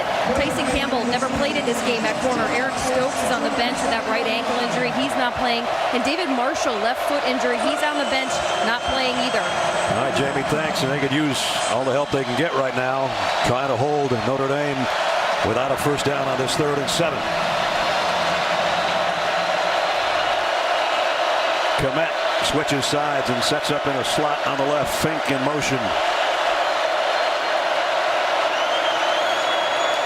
Ian Book across the middle, competes at the Keys. Keys trying to get to the sideline. He's going to be short, well short of the first down. So Notre Dame shifted, and then he went in motion, and it told Ian Book that Georgia is in a zone. Because all they did is rotate their linebackers. Nobody else moved. Thus, they have basically a wide receiver screen coming from the opposite side. A very safe play, but a play not likely to get a first down. So Devon Wilson, who had the interception that led to this Georgia field goal, has the tackle there that makes them come up short. Yeah, and that's one of the guys that had to step up. Jamie said 2 of the key corners are out, and number 1 had to come through. The freshman. True freshman punter to a true freshman receiver, as it's Blaylock back this time instead of Simmons, who bobbled one and dropped one that cost Georgia some points. Blaylock fields this fair catch cleanly, and Georgia will go back to work on offense with just under 7 minutes remaining in the 3rd quarter. I'm just wondering if they called something sideline on Notre Dame, because the coaching staff is very upset. I know it's a formation that they're calling. We've seen more penalties on punts this year through a couple of weeks. Well, a lot of the teams are using exotic punt formations where they put people in motion and shift, and they're just not doing it in the proper timing. Two people are moving at the same time about as fast as Brian Kelly's mouth is moving right there to the official. Illegal formation offense, not enough men on the line of scrimmage. 5-yard penalty will be added to the end of the run. First down, Georgia. So they add on the 5 at the end of the play. And the head linesman still getting an earful from the Notre Dame head coach. Just under 7 to play in the 3rd quarter. Number 3 and number 7 knotted at 10.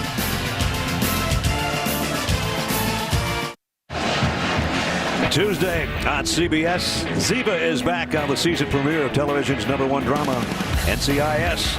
Tuesday at 8, 7 Central on CBS. Well, Jeremiah Owusu-Koramoah is an edge defender, kind of like a rover. Has to play in space. He makes the tackle in space, comes up, handles a one-on-one tackle. He is an elite player, has elite quickness. Really, all over the field, he has been tonight probably the star, except for maybe the safeties. The star of the defense has been number 6. First down for Georgia from its own 33-yard line. Georgia hasn't aimed one at George Pickens, their freshman receiver. Here's Brian Arian into the secondary near the 49-yard line. You know, the only drive that really worked for a touchdown for Georgia is when they went power and ran the ball effectively against Notre Dame. If they gash a couple of these, that'll open up the deep ball. No deep balls in the game. Georgia has to be wondering, when is it going to break to throw the ball deep, because Notre Dame has not allowed them anything deep. They haven't even tried one. Nope. First down on the run by Harry. Pickens, the guy I was talking about, is to the top of your screen. Play action from deep out, near side, got it. Demetrius Robertson for another first down at the 31-yard line. When Jake was a freshman, the first thing we noticed is how well he threw the ball to the outside of the hash. From the far sideline, he's about as good as you have as throwing that ball to the sideline. He's very accurate with the football on that outroute. Pick up at 19, back to throw again, looking for more, scans the field, crossing route. Brian Harrion might have another first down. He does, just outside the 20. When you give Fromm time to throw the ball, he's going to do it. And this time, Thomas does a great job of keeping that block in the pocket free for Fromm to step up. They've got it to the 20. Here's a quick slant. Cager goes to the deck to make the catch and a pickup of 5. Kind of laugh. There's a little stat when Fromm throws more than 30 balls, they lose. I'm telling you, this guy can throw in any offense. They just choose not to do it in the pass. They have the lead, they run the ball well, and they don't have to do it. We saw him 25 for 39 against Alabama, and in the championship game, he was a great player as well. He said he was in a zone. He didn't feel like he could miss a pass. Yes. The reason the fans are booing is because there's a guy down, and it's Owusu Koromoa, who is down on one knee, and just when Georgia had their hurry-up working, they're saying that he's stopping the flow. He wanted to watch that package of himself. Yes.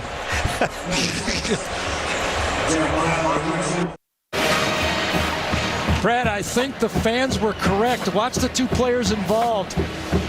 Number 6 goes down. Kehoe goes. Gilman says, "Get down." Although get down for the injury, and they were right. The fans were. That was not an injury. That was from the bench. The signal right there. Stop the flow of the Georgia offense, at least temporarily. 2nd down and 5 now. Jake Fromm hustles out. It's going to be a direct snap to DeAndre Swift, and he only spins for about 2. So Georgia goes with a little wild dog offense with DeAndre Swift. Didn't really net him that much.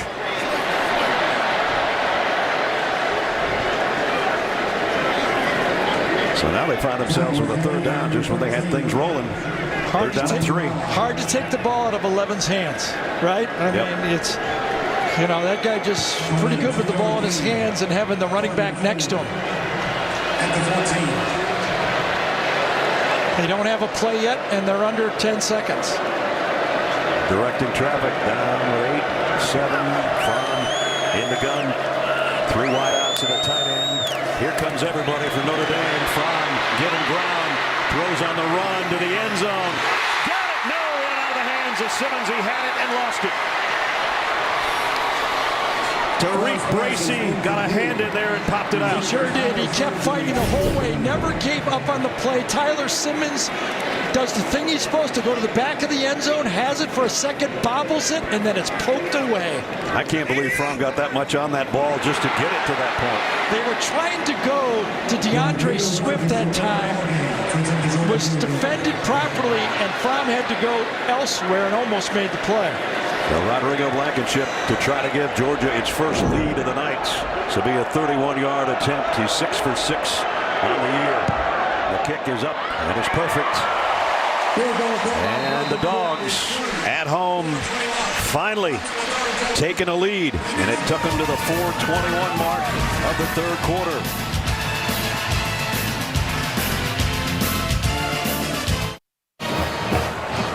Some mysteries can't be explained. Don't miss the premiere of Evil Thursday at 10, 9 Central on CBS.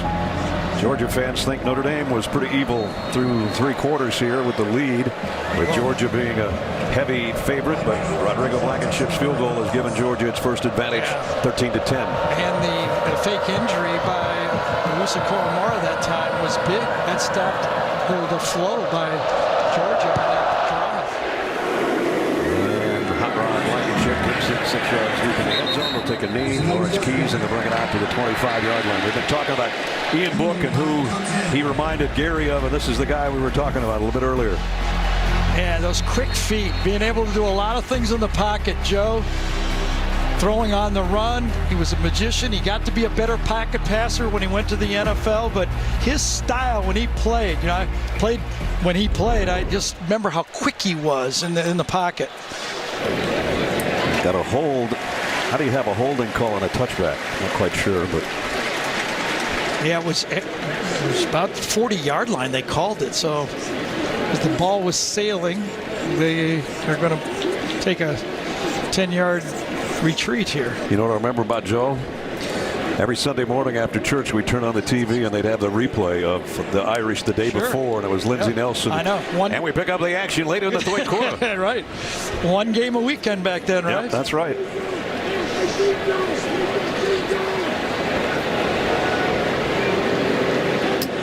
The initial signal from the official was holding, but maybe it was this instead. Yeah. It was probably hold off all the talk. This might be a good no call or a call on both teams and offsetting. They don't want to get in the way of this, do they? Right. Holding during the kick, number 44, the receiving team. Penalty would be 10 yards from the previous spot for a re-kick. Well, if they re-kick, Rodrigo Blankenship's going to kick it out of Clark County up over the scoreboard. That must be, I wonder if that's on a untouched ball, if there's any options for Kirby to take.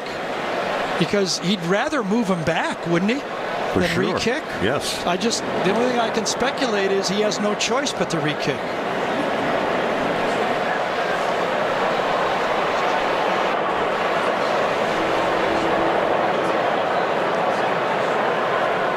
So it apparently is going to be another kickoff for Georgia coming up here.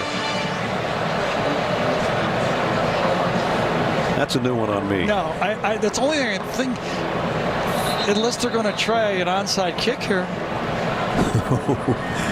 Yeah, we've seen Kirby with some. But he had to explain to Kirby what the deal was. And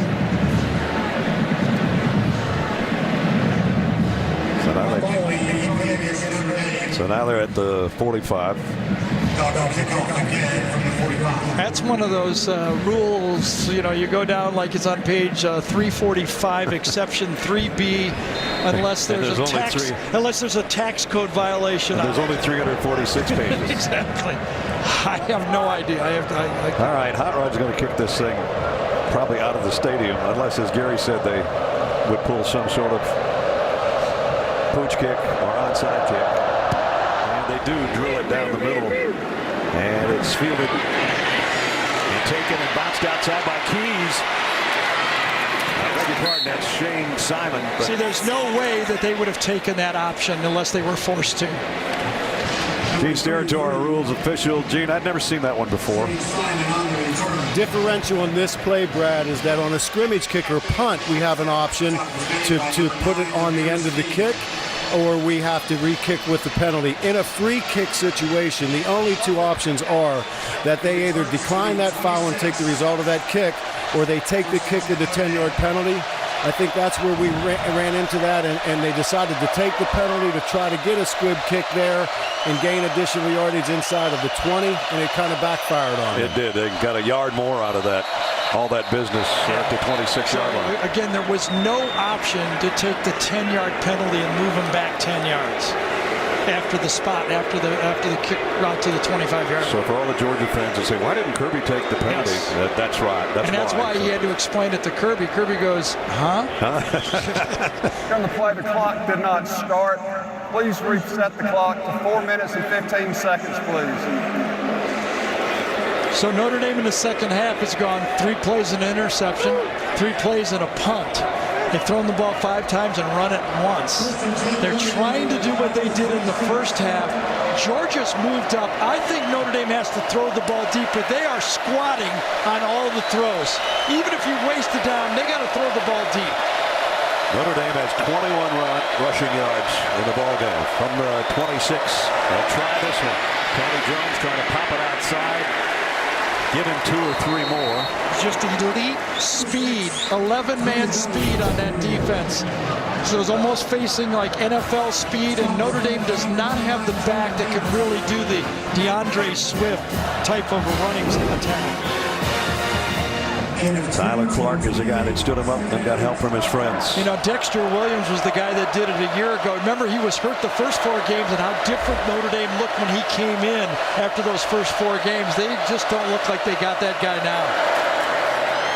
Jones again. This time he does pop it outside. And again, the Georgia defense stops him shy of the first down. And he gets up holding his ribs a little bit. Yeah, well, Leon Eichenberg, that time, number 74, has been offsides, and we've seen a few penalties, and we've been talking about it. But that time he came around and threw a pretty good block. Got in front of us. So now 3rd and short. This has been a problem for the Irish in their 2 games so far. How do you call this one? 1 for 8 today, 1 for 10 last week on 3rd down. And the big shift. Ian Brooks had 1 rush for 1 yard in the game. Komet, the tight end, is in the slot on the right side. He just took off early again. He and Claypool, I think, both got a head start. And now it's going to be 3rd and longer. False start. Offense number 84. 5-yard penalty. 3rd down. It's the 5th false start penalty on Notre Dame tonight. You can thank the crowd for some of that. I was wondering if Ian Book was trying to draw Georgia off sides with a fake hands, a silent count, a little bit like Aaron Rodgers does it. Watch how he moves here to try to draw him off. Watch as he fakes the snap, and he doesn't get it. And if you thought it was noisy on the previous 3rd down, listen to this. 3rd and 7. They better be careful. Gonna have to take a timeout. Did Brian Kelly take one or not? They did.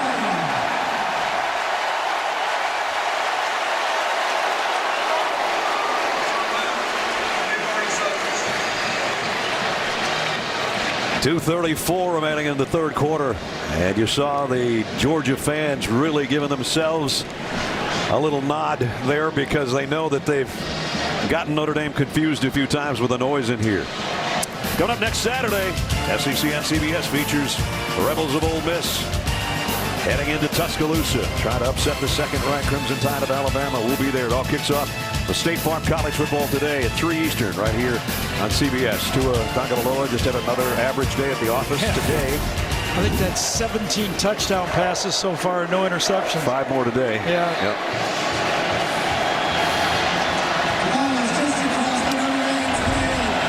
Remember, these 2 guys aren't out there either, so Tony Jones has to carry all the load himself. Notre Dame down to 1 timeout after taking that one. 3rd and 7. Empty backfield. Ian Book looking left, goes that way, throws, and he's short of the 1st down. Right as he caught it, he made the tackle, not an inch. Now they're going to say incomplete, I think. Yes. Devon Wilson's had a pretty good game in the secondary here. He sure is. He's the dime back. Might have moved up a little bit with the injuries. But number 1 right there makes the play. He's on the slot. He's got fake. 1-on-1. He knows where the first down. Look at the squat. See those defensive backs are not moving back, especially on 3rd down. You're going to have to run them deep on 3rd down. They're not moving. Georgia might be a man short on their punt return team, and now flags fly in, and another false start on Notre Dame. False start. Offense number 52. 5-yard penalty. 4th down. So remember, this was, 3rd and 2? And 2 false starts, an incomplete pass in between. The crowd is having a huge impact in this football game. Sada Bramlett backs up 5 more yards. There's the part of the record crowd that's making a lot of the noise. Dominic Blaylock is just going to get out of the way of this point. Let that ball land on the ground. It cost you 15 yards. Boy, they had a fumble earlier by Simmons. They put Blaylock in there, and he lets that one go. Yeah, well, Blaylock's a young player, and that's like losing 15 yards with a penalty. And he's going, what was I supposed to do? Well, that's why you're back there. You got to go make that catch. A 58-yard punt with a roll down inside the 20 to the 18. That really flips the field. You work so hard to move them back and hold it, and then if you can't field them or they punt low or they're directional kicking, you got to put 2 guys back there. Whatever, but that really hurts you losing 15 yards not catching the ball on a 40-yard punt. There's a look at Dooley Field in Sanford Stadium. 93,246, largest crowd ever to watch a football game in this facility or in the state of Georgia for that matter. And now the Dogs with a lead with 2:18 remaining from the 18-yard line. DeAndre Swift got it out to the 25. DeAndre Swift, when he scores a touchdown, Georgia's 11-1.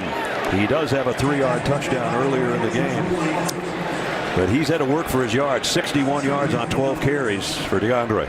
Well, we do all the SEC games and talk to all the coordinators, and every defensive coordinator in the league says they hold their breath because number 7 can take it to the house on any play. Notre Dame has controlled them so far.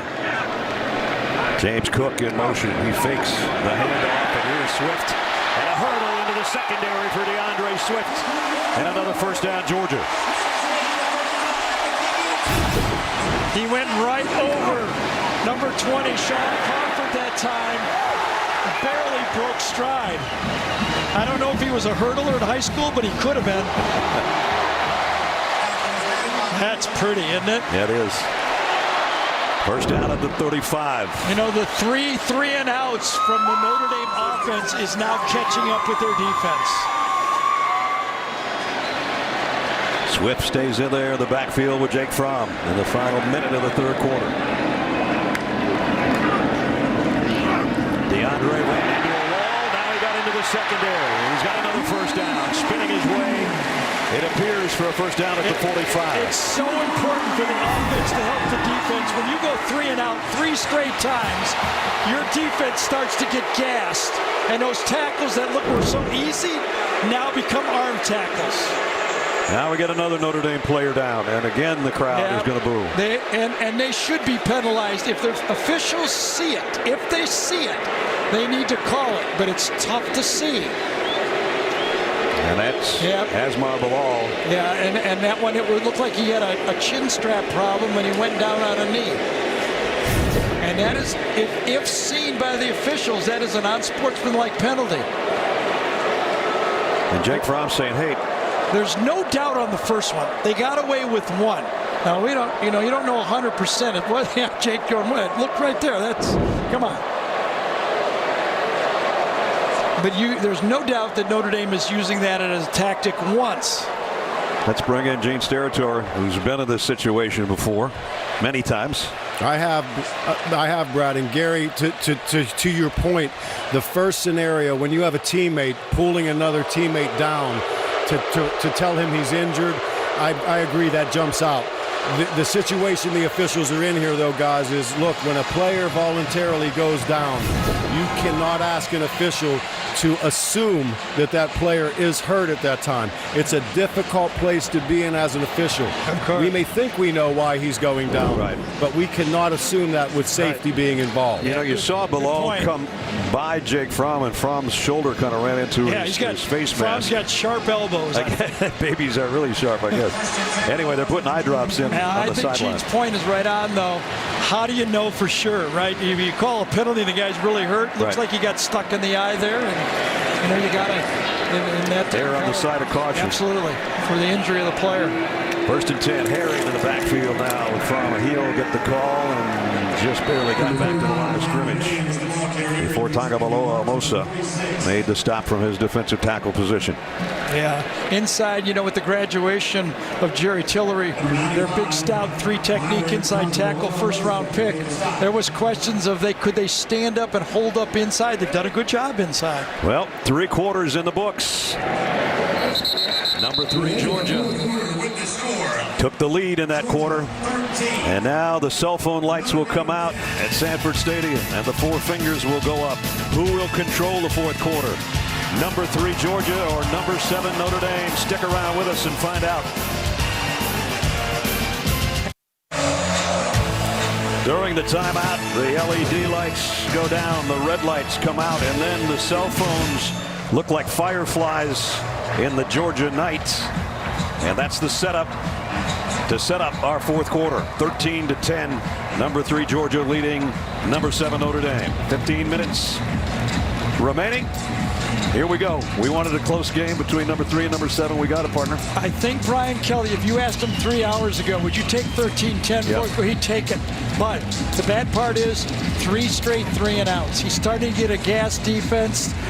The Georgia team has run 22 plays in the third quarter, and they really had to take one dive to slow them down, and for instance, to slow down one drive. So right now, Georgia has taken control of this football game. Let's see how Jake Fromm does to open the fourth quarter. From the 46-yard line, Fromm throws long left sideline. Got it to Cager.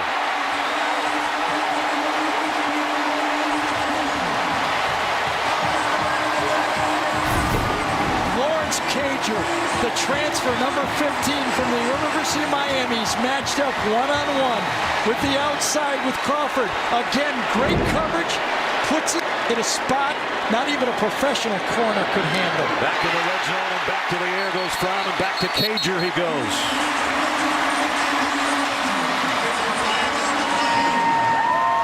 Flag down. This time it's a slant. Went fade, come back to a slant. Did he have his hands on him before the catch? Fouls for illegal touching. Offense number 89. Number 89 was covered by a wide receiver. 5-yard penalty. First down. Penalties on Charlie Warner, and he sort of shrugs his shoulders as if to say, I don't get it. I was set up where I wanted to be. It must be he went downfield and hit somebody before the ball was completed downfield. Because he's covered, he's not allowed to go down the field and block. Cager lined up on the line of scrimmage and covered up his eligible receiver. There's the contact back there with Warner running into Drew White, the middle linebacker. If you see it covered, the tight end on the play, it's a good call. When Warner goes downfield and blocks, that is an illegal play. So just when it looked like it was going to be first and goal, instead it's first and 15 back around the 23. And remember earlier they had the unnecessary roughness on the goal line that backed them up and stalled when they had the 4-play -1 yard drive. Another penalty that could stall a potential touchdown drive. This Notre Dame defense has to force a field goal to stay in this game. Simmons, Pickens, and Blaylock, the 3 wideouts for Jake Fromm on first and 15. They'll keep it on the ground to Harry. Harry, a little juke move, nice move to the 15. Got some of it back. Doesn't it look different? Doesn't it look like Georgia is faster now? In the first half, it looked like the Irish had the fast legs. Now they've worn down just a half a step, and the Georgia players look quicker. And the tackling's not quite as crisp. Not as crisp.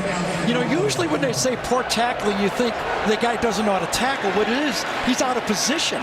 That's why he's reaching and making plays. Right now, the Irish aren't in as great a position as they were in the first half, and they were fresher.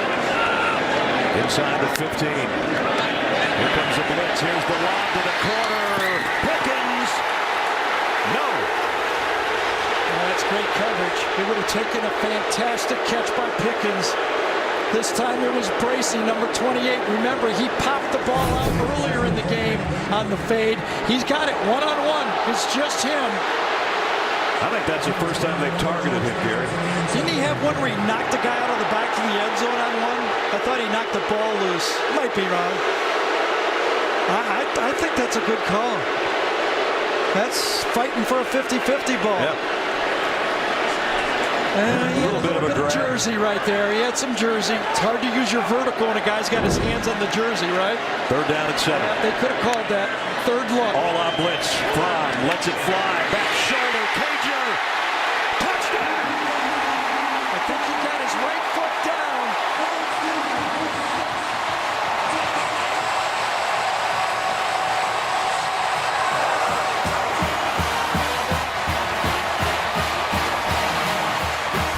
I think when he spun, he got his right running on the field as a catch for a touchdown. That play is under further review. Troy Pride, number 5. Good position, but another perfect back shoulder throw. And this time, Cager twists and gets his right foot down. One-on-one. Pride matched up with Cager, who has got this thing going. Can't throw it much better or can't catch it much better than that. And Georgia strikes here in the fourth quarter. Well, remember, Jake Fromm had, 60 yards passing at a halftime, 59. Now he's at 172. They've turned him loose. Let's check in with Gene, see what he thinks.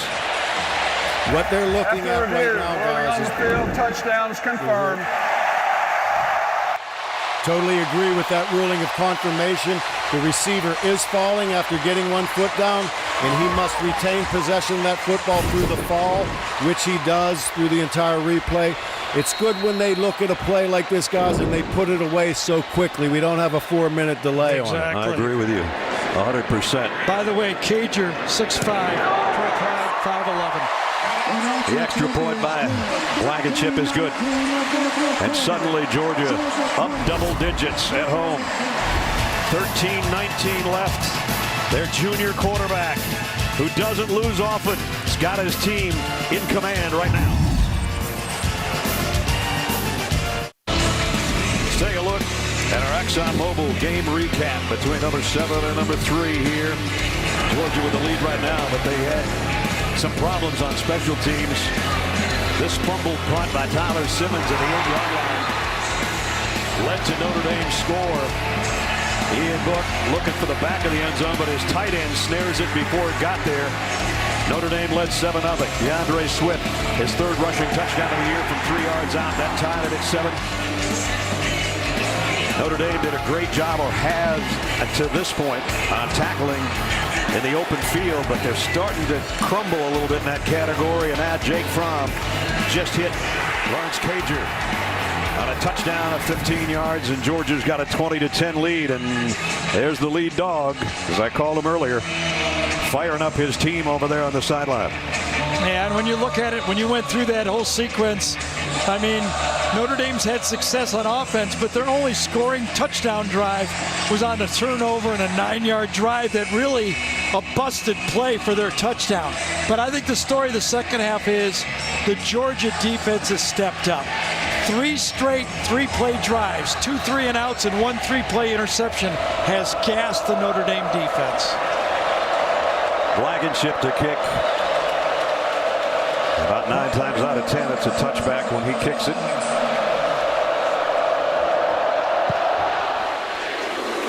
And same story, different day. 13-19 to play in regulation. If you're just joining us, Brad Nessler, Gary Danielson, Jamie Erdahl, and Gene Steratore from a sold-out Sanford Stadium, Dooley Field, the largest crowd ever to see a football game here. 93,246. The toughest ticket probably ever in this stadium's history. No foul for an illegal wedge. So we're going to pick down that to flag. 25-yard line. Brian And again, Kelly that is a new rule. Even if you form the wedge and don't block anyone, it'll be called an illegal wedge. Even if you put 2 players together, it's an illegal wedge. You don't even have to block anyone. First and 10, Notre Dame in the Fighting Irish, 25. Notre Dame fans sitting on their hands a little bit now. Georgia fans are not. The offense has to get back into this football game for Notre Dame. How do they do it? Georgia's been squatting on every throw. They saw the first half short passing game, and they said, Notre Dame, do something different. Cover blitz. Tony Jones on the toss. He'll lose a yard. Georgia bringing some heat on the ground game that time. The Georgia defense has kind of put their heels in the ground and will not back up. No speed to force this defense to back up from Notre Dame. Nothing has scared them so far. There's what Gary was talking about in the second half. It's been all Georgia. Time of possession, yardage, number of plays. 2nd and 11 for Ian Book. Over the middle, completes it to Claypool. Claypool with a spin move, but he's going to be a yard or so shy of the first down. They'll bring up 3rd. 3rd and short. Remember, they've had illegal procedure penalties in this situation.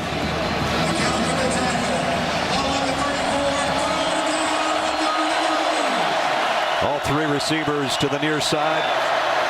Jones, I think he got the first down. Didn't end up there, but I think he got enough forward progress to move the sticks. And he did. And right now, the Georgia defensive staff and players are going, thank you, we need a blow.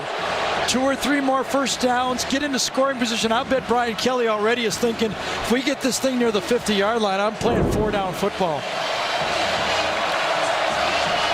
The first down of the half for the Fighting Irish. from the 35. Fink in motion. They fake the toss to him. And now Book comes up, fires, got a man wide open out there. Tremble, Tommy Tremble. That's his first catch, I believe. Nice call by the staff from Notre Dame that time. Chip Long knows his team needed something. They twisted it around a little bit, found a little different wrinkle, and got the play. Tommy Tremble, whose daddy played here for Georgia in the secondary back in the day in the 90s. Highly recruited kid from this part of the country. And that's his first catch, and it's a big one. Here's a flea flicker. Book getting chased, throws on the run, and it is intercepted by J.R. Reed. He's had his hands on two other ones. He got both hands on that one. This is a veteran move and an athletic move at the same time. Watch how far J.R. Reed is away from this receiver when he breaks on the ball. What a play by the leader of that secondary. J.R. Reed is right here. Watch how far he has to go.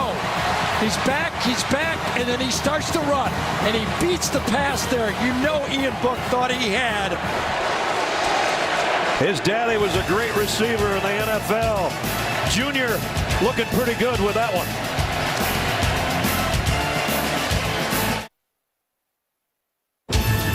The Home Depot SEC on CBS is sponsored by Sonic, Progressive, the Home Depot, and by Bud Light.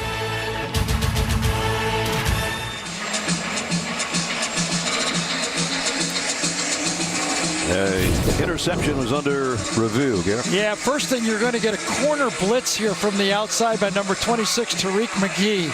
But the play that J.R. Reed, he's 10 yards deep on this play. Watch J.R. Reed, how deep he is on this play and how he reacts. 10 yards deep, he beats the throw to Fink on the play and makes a big-time safety play. The pressure on the blitz forced Book out of the pocket, and then he cuts off the throw. He anticipated. What great safety play. First and 10 dogs at the Georgia 33. As you heard the PA announcer say, first and 10 dogs at their own 33. With a 10-point lead now and 11-11 to go in regulation.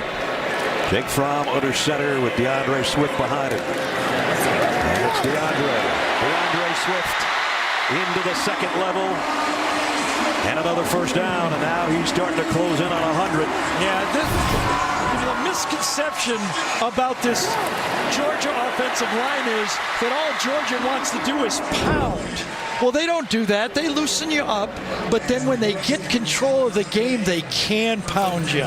When you get a little bit tired, they have the option to pound you with that running back right there. Probably one carry shy of a 100-yard night for DeAndre Swift. Got it out to the 48-yard line.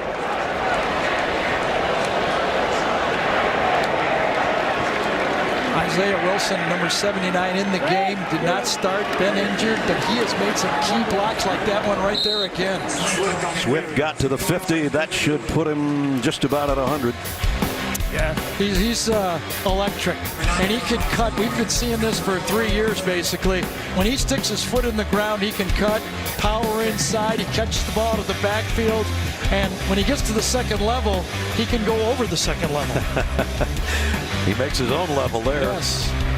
He's got 98 yards on 16 carries. That's the fear. He's like Ezekiel Elliott. He's like a touchdown waiting to happen at any time. Brian Harrigan's going to give him a breather. Harrigan hasn't had a bad game either. Fromm off the play fake. Throws down the middle and throws a dart to Demetrius Robertson again. What a read by the quarterback this time. The linebacker jumps the running back, so you're going to come behind him. Watch him jump the running back inside. When you got the running back, look at the space behind the linebacker. You know you're going to throw it in that area. All of us that have played quarterback, that's the read. You watch that middle linebacker. If he jumps those running backs, you're going right over his shoulder. So another Georgia first down at the 35. Look at the difference a half makes. Even though he only missed one pass, only 59 yards, but Jake Fromm has warmed it up. Yeah, it seems like also a different commitment to throwing the ball downfield, too. Arian back to the line of scrimmage. That's about it. Tagovailoa Amosa from his defensive tackle spot makes another stop. We're under 9 minutes remaining in the fourth quarter.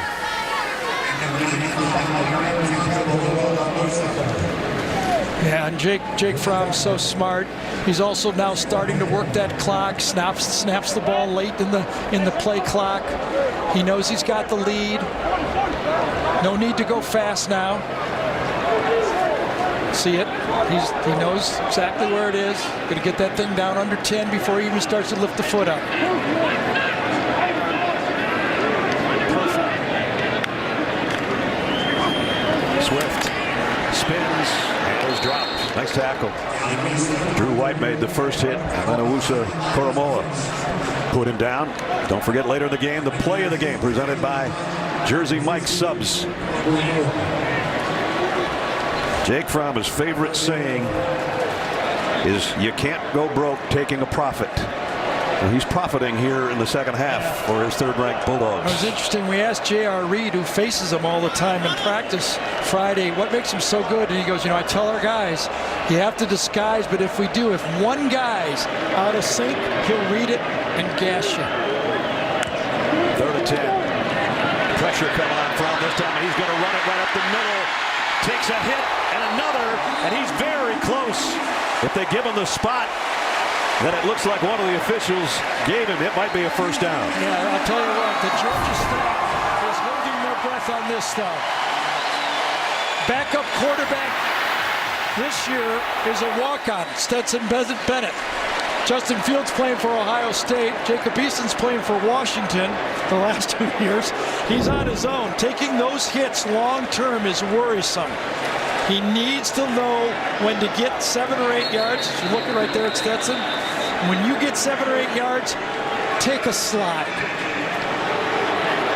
The review. I think they're going to look at the spot on this. Good job by the replay official. Called it a first down, but the yard line to gain, it was in question. They had to get to the 25-yard line. As you see the yellow line, and that's not official, but it's pretty darn close. Gene Steratore, what do you think? I know we all will look to see where that football kind of ends, guys, but let's remember it's when that body part which marks the runner down officially, it's where the football is when that occurs. And if we look and see the backside of the quarterback here, when his backside hits the ground at that point there, it is where the football is at that moment. I'm looking at the 25.5-yard line. He's going to be about a half yard short from the line. After review, runner was short of the line to gain. It will be 4th and 1 from the 26-yard line. And there you have it. Yeah, I don't know what a field goal does to really help Georgia here right now. 13-point game. Are you going to go for it? You got all these 5-star offensive linemen. Do you try to make this 4th down play? The discussion going on with Robertson, Fromm, I think Kirby if I'm Smart. Kirby Smart, I'm going to go for this. Just don't see what a field goal gives you. I know you could kick another field goal later. I get that. But right now, I think it might be worth trying to pick this up. With 7:16 to go, there might not be a later. Good point. And it's less than a yard. I'm looking at my team if I'm Kirby and go, sometime in this season we're going to need one like this. Let's do it right now and show we got it. Now he's going to go field goal. Yep. Now Rodrigo Blankenship is perfect on the season. 2 for 2 tonight. This will be a 43-yard attempt, so a little bit deeper for Hot Rod. From the left hash. Blankenship from 43. Right down Lumpkin Street. Tack on 3 more, and a 13-point lead for the Bulldogs.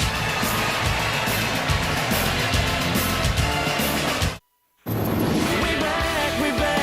back in the saddle, back on stage making back with the 8. To the back of the end zone, caught by Komet for the touchdown. DeAndre Swift to the end zone. Touchdown, Georgia. Makes the catch. Did he get the foot in? Yeah!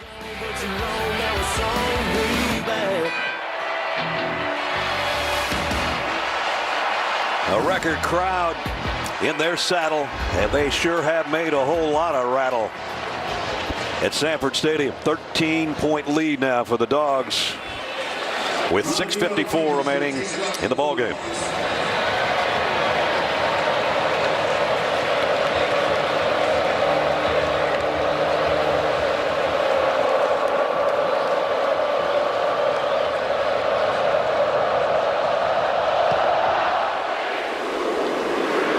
To the 25 for the Notre Dame offense, and out to New York and Adam Zucker.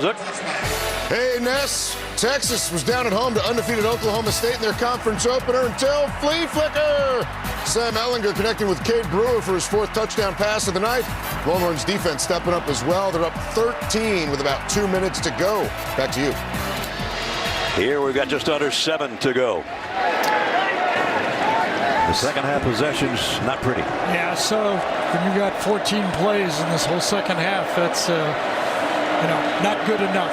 It's going to have to be, remember the end of the half, that field goal drive Notre Dame had, that's how the tempo they're going to have to play now.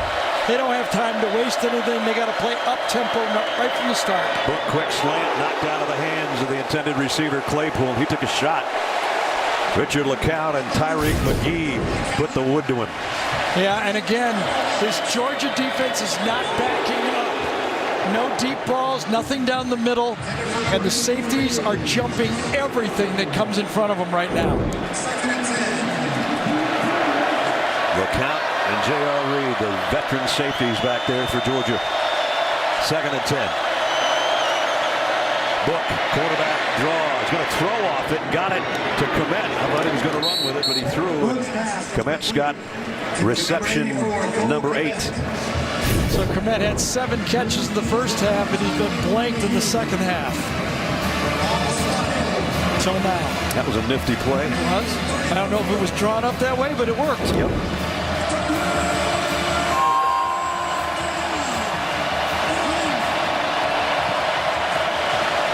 Third down and a yard at 6.5 to play.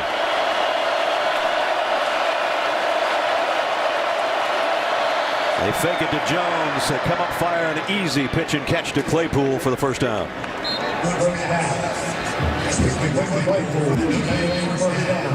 Claypool big and rangy. This time almost conceded. If you're going to throw the quick out on 3rd and 1, we might have to give that to you. Well executed. It was off the play action play, but he knew he had Claypool all the way. Book scans the field, has time, pump fakes. Running for his life now. He'll keep it. He got a good gain out of it. Let's go down to Jamie. A great snag there by Chase Claypool in that last play. He is a talent that comes from outside of Vancouver, a small town called Abbotsford. Not a lot of wide receivers come out and go on to play Division I football. They have an entire wall dedicated to him at his high school of photos. We all go to schools where there's a ton of athletes that move on. Well, this wall you can see at Aberford's primary, secondary, and it's pretty unbelievable the fact that they're so proud of him up there. No doubt. He's a heck of a player. Just picked up 8. 2nd down and 2.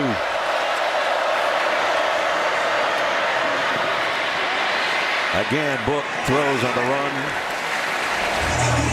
Throws it to the sideline and into the bench. Still got 2 more downs to pick it up, and something, wonder if it was holding on the other side of the field from the secondary. Flags down right about at midfield. Yeah, all the Georgia bench is pointing towards the Irish. Illegal receiver downfield. That's what happens when the quarterback gets out of the pocket. It takes so long. Those linemen might have been an RPO type play, right? I was surprised on the previous play when he scrambled it through to Komet that they didn't have that call too.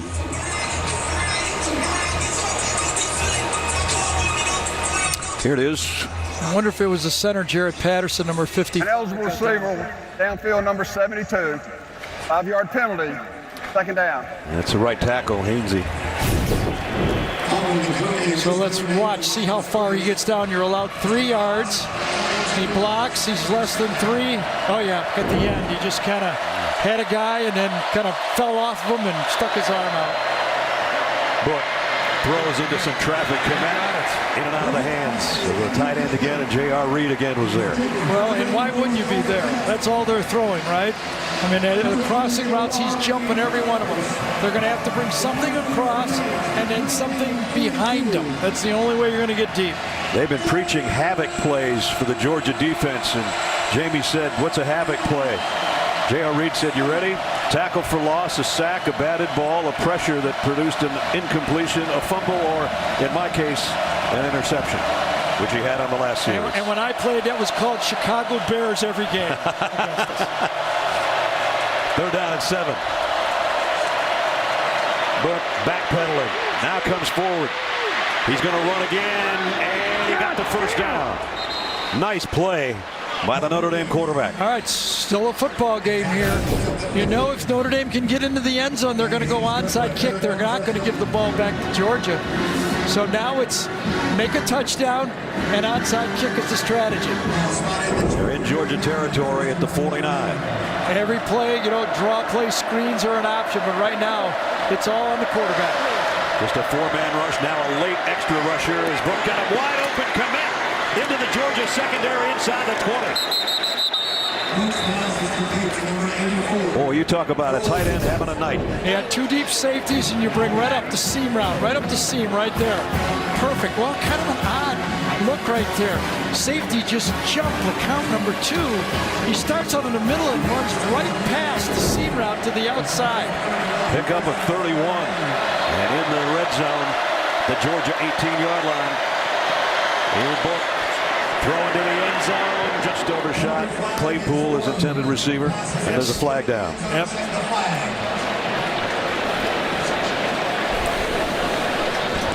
Personal foul. Continued hands to the face. Number 74 on the offense. 15-yard penalty. First down. Eichenberg with another penalty. And that one is costly as far as they're going to walk it outside the 30-yard line. Take a peek right here. Gets up. I guess that would be a hand to the face. Yeah. And then on the play, Nolan Smith goes inside, and that's about textbook right there for hand to the face pass. 1st and 25. Book throws. You got Fink trying to break tackles. Gets down back to the 27. Richard LeCount stayed with him when we approached 4 minutes. Time is becoming important.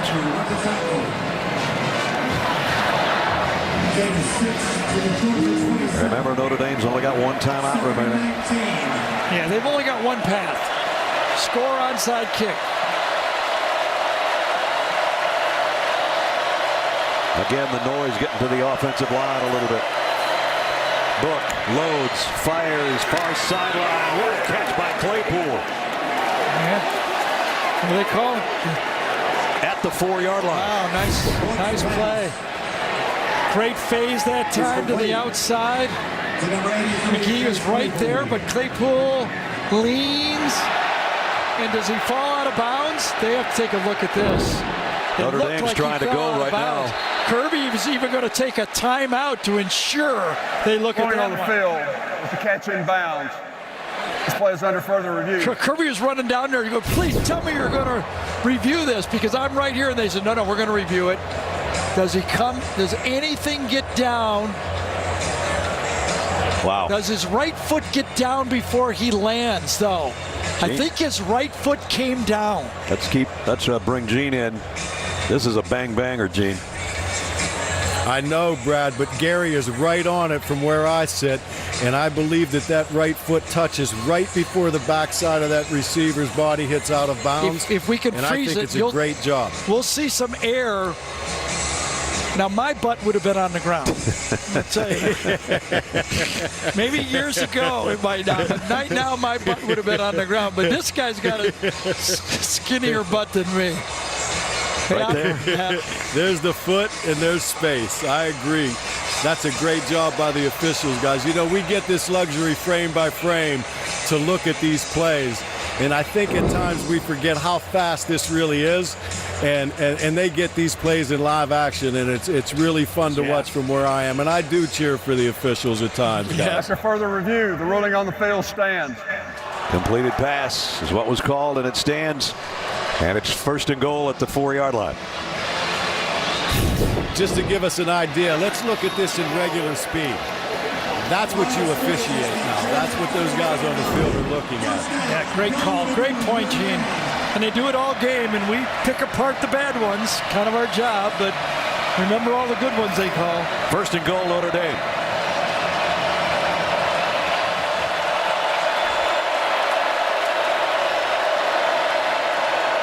Ian Book, blitz coming, throws to the corner, Claypool, touchdown.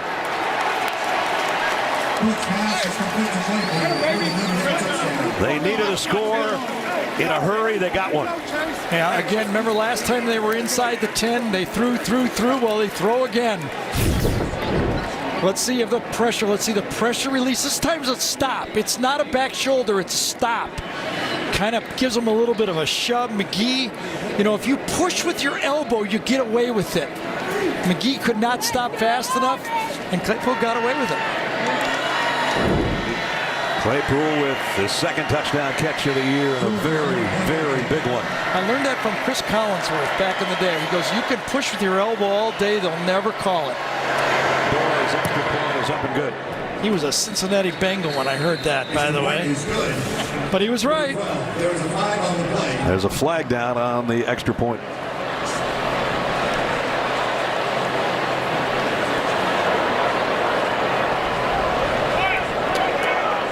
Offside. Multiple players on the defense. Penalty is declined. Point is good. 3-12. So 3 minutes and 12 seconds remaining in the 4th quarter. The touchdown by Poole caps a 75-yard march in 10 plays, and the Irish are still very much in it. From the executive producer, Chuck Lorre, comes A Love Story Made in America. Catch the original comedy, Bob Hart's Abishola, premiering Monday after The Neighborhood on CBS. So a 75-yard drive, by far the best of the night for the Irish in 3:42 and 10 plays. Yeah, and they're back to within 6. Yeah, remember they blew 2 timeouts early in this half. Now they only have 1. The option, you either go onside kick, but if you want to chance it and kick it deep, you could get the ball if you do everything right with 1 timeout with about 1:30 to go. That's Brian Kelly's choice. Georgia with a pooch kick here. Going to field it, and it's DeAndre Swift. Not a bad guy to have his hands on it, but they drop him in the open field nicely. So that's a decision that Brian Kelly's made. If they do it right, get a 3 and out, and Georgia does everything right, running the ball and not going out of bounds, they could get the ball with 1:30 to go. If they don't get a 3 and out, game's over. At the 24-yard line, Georgia with a 6-point lead and a veteran quarterback in Jake Fromm at the controls. And DeAndre Swift behind him. A lot of these Georgia players have not even seen the 4th quarter in the first 3 weeks of the season. James Cook on a sweep, and he's dropped by White. Loss of 4. Drew White, what a play. Just be patient, Notre Dame. You don't need to burn a timeout. Maybe Georgia will throw and stop the clock. Well, that middle linebacker out of Boca Raton, Florida, has had a big night, too. Yeah. He has. And again, this game, without the options and everything that he's faced in the first game, he feels more comfortable. He's just got more experience. You can see it on tape. 2nd down and 14. 2.5 minutes to go in the 4th quarter.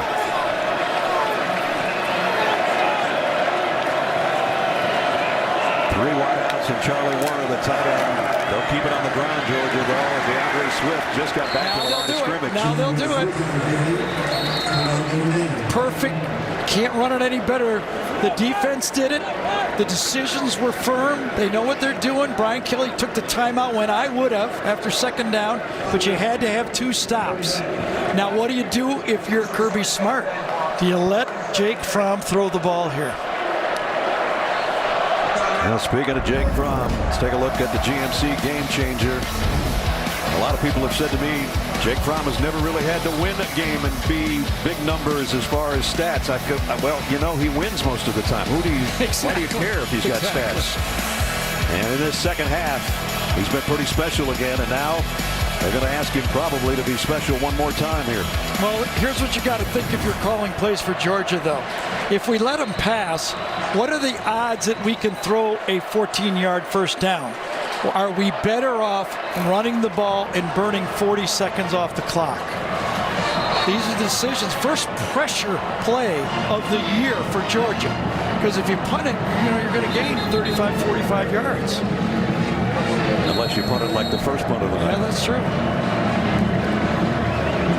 Well, we're about to find out if they're going to turn him loose or not. One thing to point out, well, we'll wait. Let's watch this one. Swift with Fromm in the backfield. Notre Dame might have jumped. Could be a free play. Fromm throws. Tipped. Incomplete. Intended for Simmons, but again, it looked like maybe somebody fell into the neutral zone. Offside. Defense, number 95. 5-yard penalty. Third down. Tagovailoa Amosa, so it's going to be third down and 9 now. Obviously, they were going to put the ball in the hands of the quarterback, weren't they?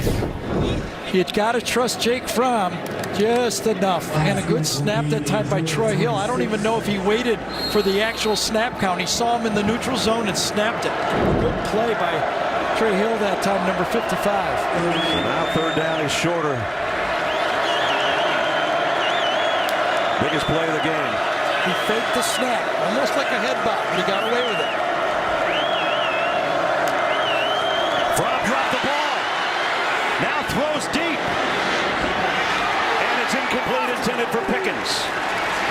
Pickens had his hand on it. Fromm somehow got the handle on that thing and got a pretty good pass away. So by making an incomplete pass, they give Notre Dame 36 more seconds. And that was close. Again, remember what Gene told us before.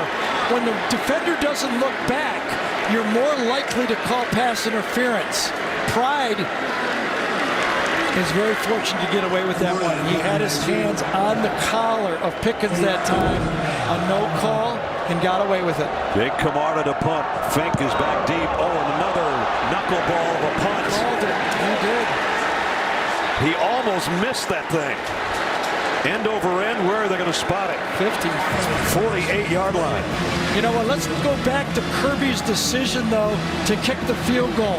At least now he knows that they don't tie it with a field goal. They got to have a touchdown to win. That's why he went for that field goal. You got to give him credit for that decision. He forces Notre Dame to score a touchdown now instead of tying it with a field goal. Ian Book was sensational on Notre Dame's last drive. Does he have any more magic left? And the magic went through Claypool, number 83, and Komet, number 84. Irish fans are back into it now. The whole country's probably back into it right now. This is how you become a Notre Dame legend, pulling off one like this. From the 48. Book, straight four-man rush for Georgia. Flushed out of the pocket, throws on the run and completes it. Tony Jones out of the backfield. Would have been better off having an incomplete. That's not enough yards. All that time for 2 yards is not worth it. Try to set up in a hurry. Down to a minute 40 from the Georgia 49. Low snap. Book handles it. Comes up firing. Complete to Claypool. Out of bounds with a first down. That's too easy. Claypool has been just a go-to receiver. He's off by, 15 yards. That must have been a corner blitz because the safety came over late on the play, bringing that corner cat, and Ian Book read it and delivered it. First down. This time Georgia brings pressure. He lobs one, and it's just going to be over by the hedges. Georgia had not brought a lot of pressure until that point right there.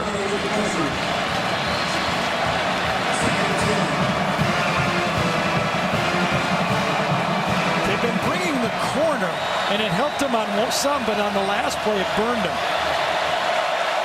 Second down and 10. Nobody covered Claypool at all. At the Georgia 40. Book goes short to Jones in the middle.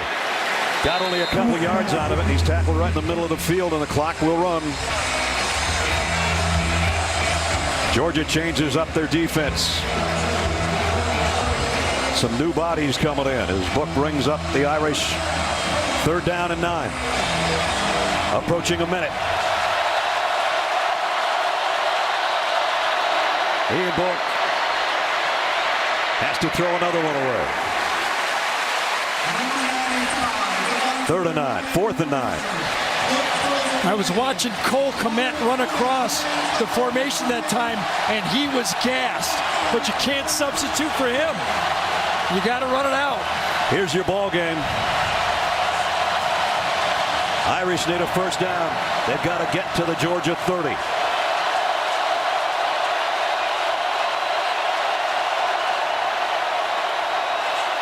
Book. Wait a minute. They blew the whistle. And Georgia took a timeout before the snap. For the snap. Timeout. And I think Georgia. the Notre Dame receivers are thankful for that timeout. 30 they seconds. were gassed. So the drama builds with just 58 seconds remaining and a 4th down and 9 upcoming. Well, this is a timeout for Notre Dame, too, to catch their breath. As I said, the receivers needed it. I mean, you could tell the last few routes, Cole Kmet couldn't even get out of his stance, and they needed a blow. But, as Georgia rotated their players, you're not going to rotate your good receiver. You got nobody else. So who do you go to? 83 or 84? I mean, that's been the money for the Irish offense in the second half. Georgia's won 15 straight games in this stadium. Can they hang on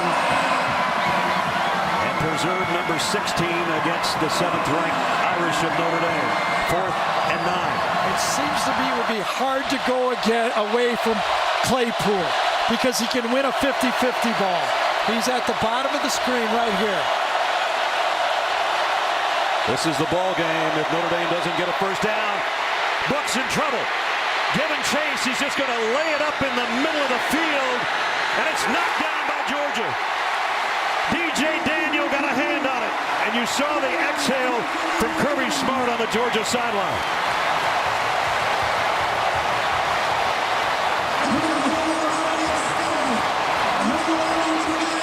Jermaine Johnson, number 11, and Nolan Smith, number 4, forced Ian Book into a Hail Mary. And this time, Ness, it wasn't answered. No, it wasn't. What an effort. Great effort by the team. He had almost no chance. He gets flushed right away. Nobody blocks Nolan Smith, number 4. Throws it up, saves it for one chance. Claypool was out there, but he was double covered, and DJ Daniel out of Griffin, Georgia, got that hand on it right there. Well, Notre Dame proved one thing. Everybody said they can't play with the elites. Yes, they can. They played with the elites. Jake Fromm takes a knee. Ian Book has nothing to be ashamed of. Nor does Brian Kelly and the Fighting Irish of Notre Dame. And I don't think this ends Notre Dame's playoff hopes either. It's a good enough game now that they run the table, things happen, they'll come back into the conversation. Jake Fromm is 27-5 as the Georgia starting quarterback. He takes the final knee, and in front of 93,246, it's everything we expected, I think, and then some. It's funny, it's everything we expected and everything we didn't expect at the same time. That's true. Jake Fromm's with Jamie. I can tell, Jake, you're just taking in the scene right now. How did this environment feel to play in? It's a blessing. Praise God. This is unbelievable. The atmosphere we've had tonight, the game we played, it's just unbelievable. Unbelievable. I'm so thankful to be on the field with my teammates, playing for Dog Nation. It's unbelievable. I'm so thankful. 2 years ago, Kirby's dad told him that was a big win against Notre Dame. How big is this win for you? This is huge. This is huge. This is the first big, really home game, one that's been hyped up more than normal. This is unbelievable. We're so thankful the fans came out. They helped us on 3rd down a ton. This is unbelievable. We're thankful to be here. How did your offense start to click more so in the second half than any other part of the game? We knew we were close. It was the body blows. It was the physicality. We just kept hitting them. and they just finally started wearing on them. And so we started being able to run the ball more. We started making plays, throwing the ball, and it's just unbelievable. How happy are you that you didn't have to face your own team defense tonight, because they were making some great tackles?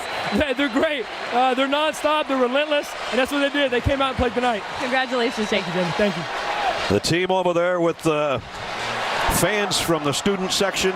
And I think the Georgia crowd, as Jake said, was a major influence on the game. It caused Notre Dame to take at least 2 timeouts. Back to Jamie with Kirby Smart. Wow. Coach, you just said wow. Why? That's what college football is all about, man. I hate that somebody had to lose that game, because I got a lot of respect for the way they played and all the negative things they've heard, and come out and play like they did. They played really physical as a team, and so did we. We persevered. I'm proud for our university. I'm proud for all the people in this community that support us. Just a great team effort. They tested you all the way down the stretch. What did your defense show you on that side of the ball tonight? A lot of perseverance. I mean, we got some guys on defense. We play a lot of players. Then we got 37 guys who played 25 or more plays, and they played hard tonight. A big win against Notre Dame 2 years ago. How big was this one? It was a big win because we had to come from behind. We got a lot of things to fix to get better down the road, but I'm proud of how our guys competed. You have butterflies right now about this win? No butterflies now. I had butterflies about 5 minutes ago. Thanks, Coach. Thanks. Well, there's an honest answer from a coach who just got a big win in non-conference play, maybe the biggest non-conference game ever played in Athens, and Georgia holds on as the third-ranked Dogs win it 23-17. We'll be back in Athens to wrap it up. Coming up shortly, Brian Harry and Ian Book played his heart out. Just came up short. Not quite enough timeouts left near the end. And Daniel makes the play to knock down the final pass for the Georgia defense led by that guy.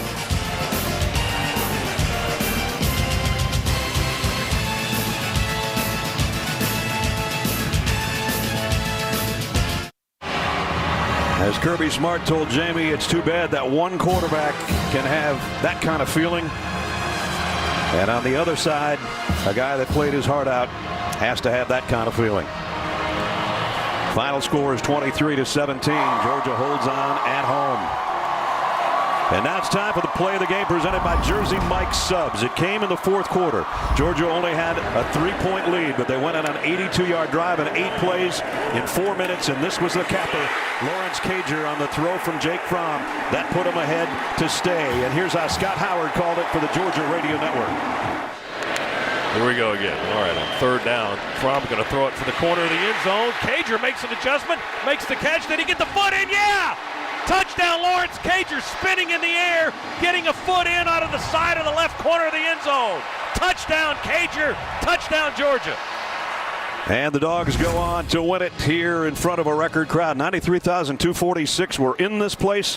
Another 93,246. 5 years from now, we'll say that they were in this place. 23-17, good game, Gary. It was. You know, I think for Notre Dame, Brian Kelly said his team was better than it was in 2017. No doubt about it. Yep. They're better. Georgia needs some work, but you can see they're going to make a run at this thing, at the playoffs again. They've got a lot of good players. Yeah, they're going to be partying in Athens tonight. A lot of them just still hanging around, just enjoying the feeling of a win over number 7 Notre Dame. 23-17 the final. That's going to wrap it up for us. For Gary Danielson and Jamie Iredell, Brad Nessler saying so long from Athens. Final score, Dogs 23, Irish 17. Don't forget, join us next week in Tuscaloosa for the Tide and the Rebels of Ole Miss. You've been watching the Home Depot SEC on CBS. Good night from Athens.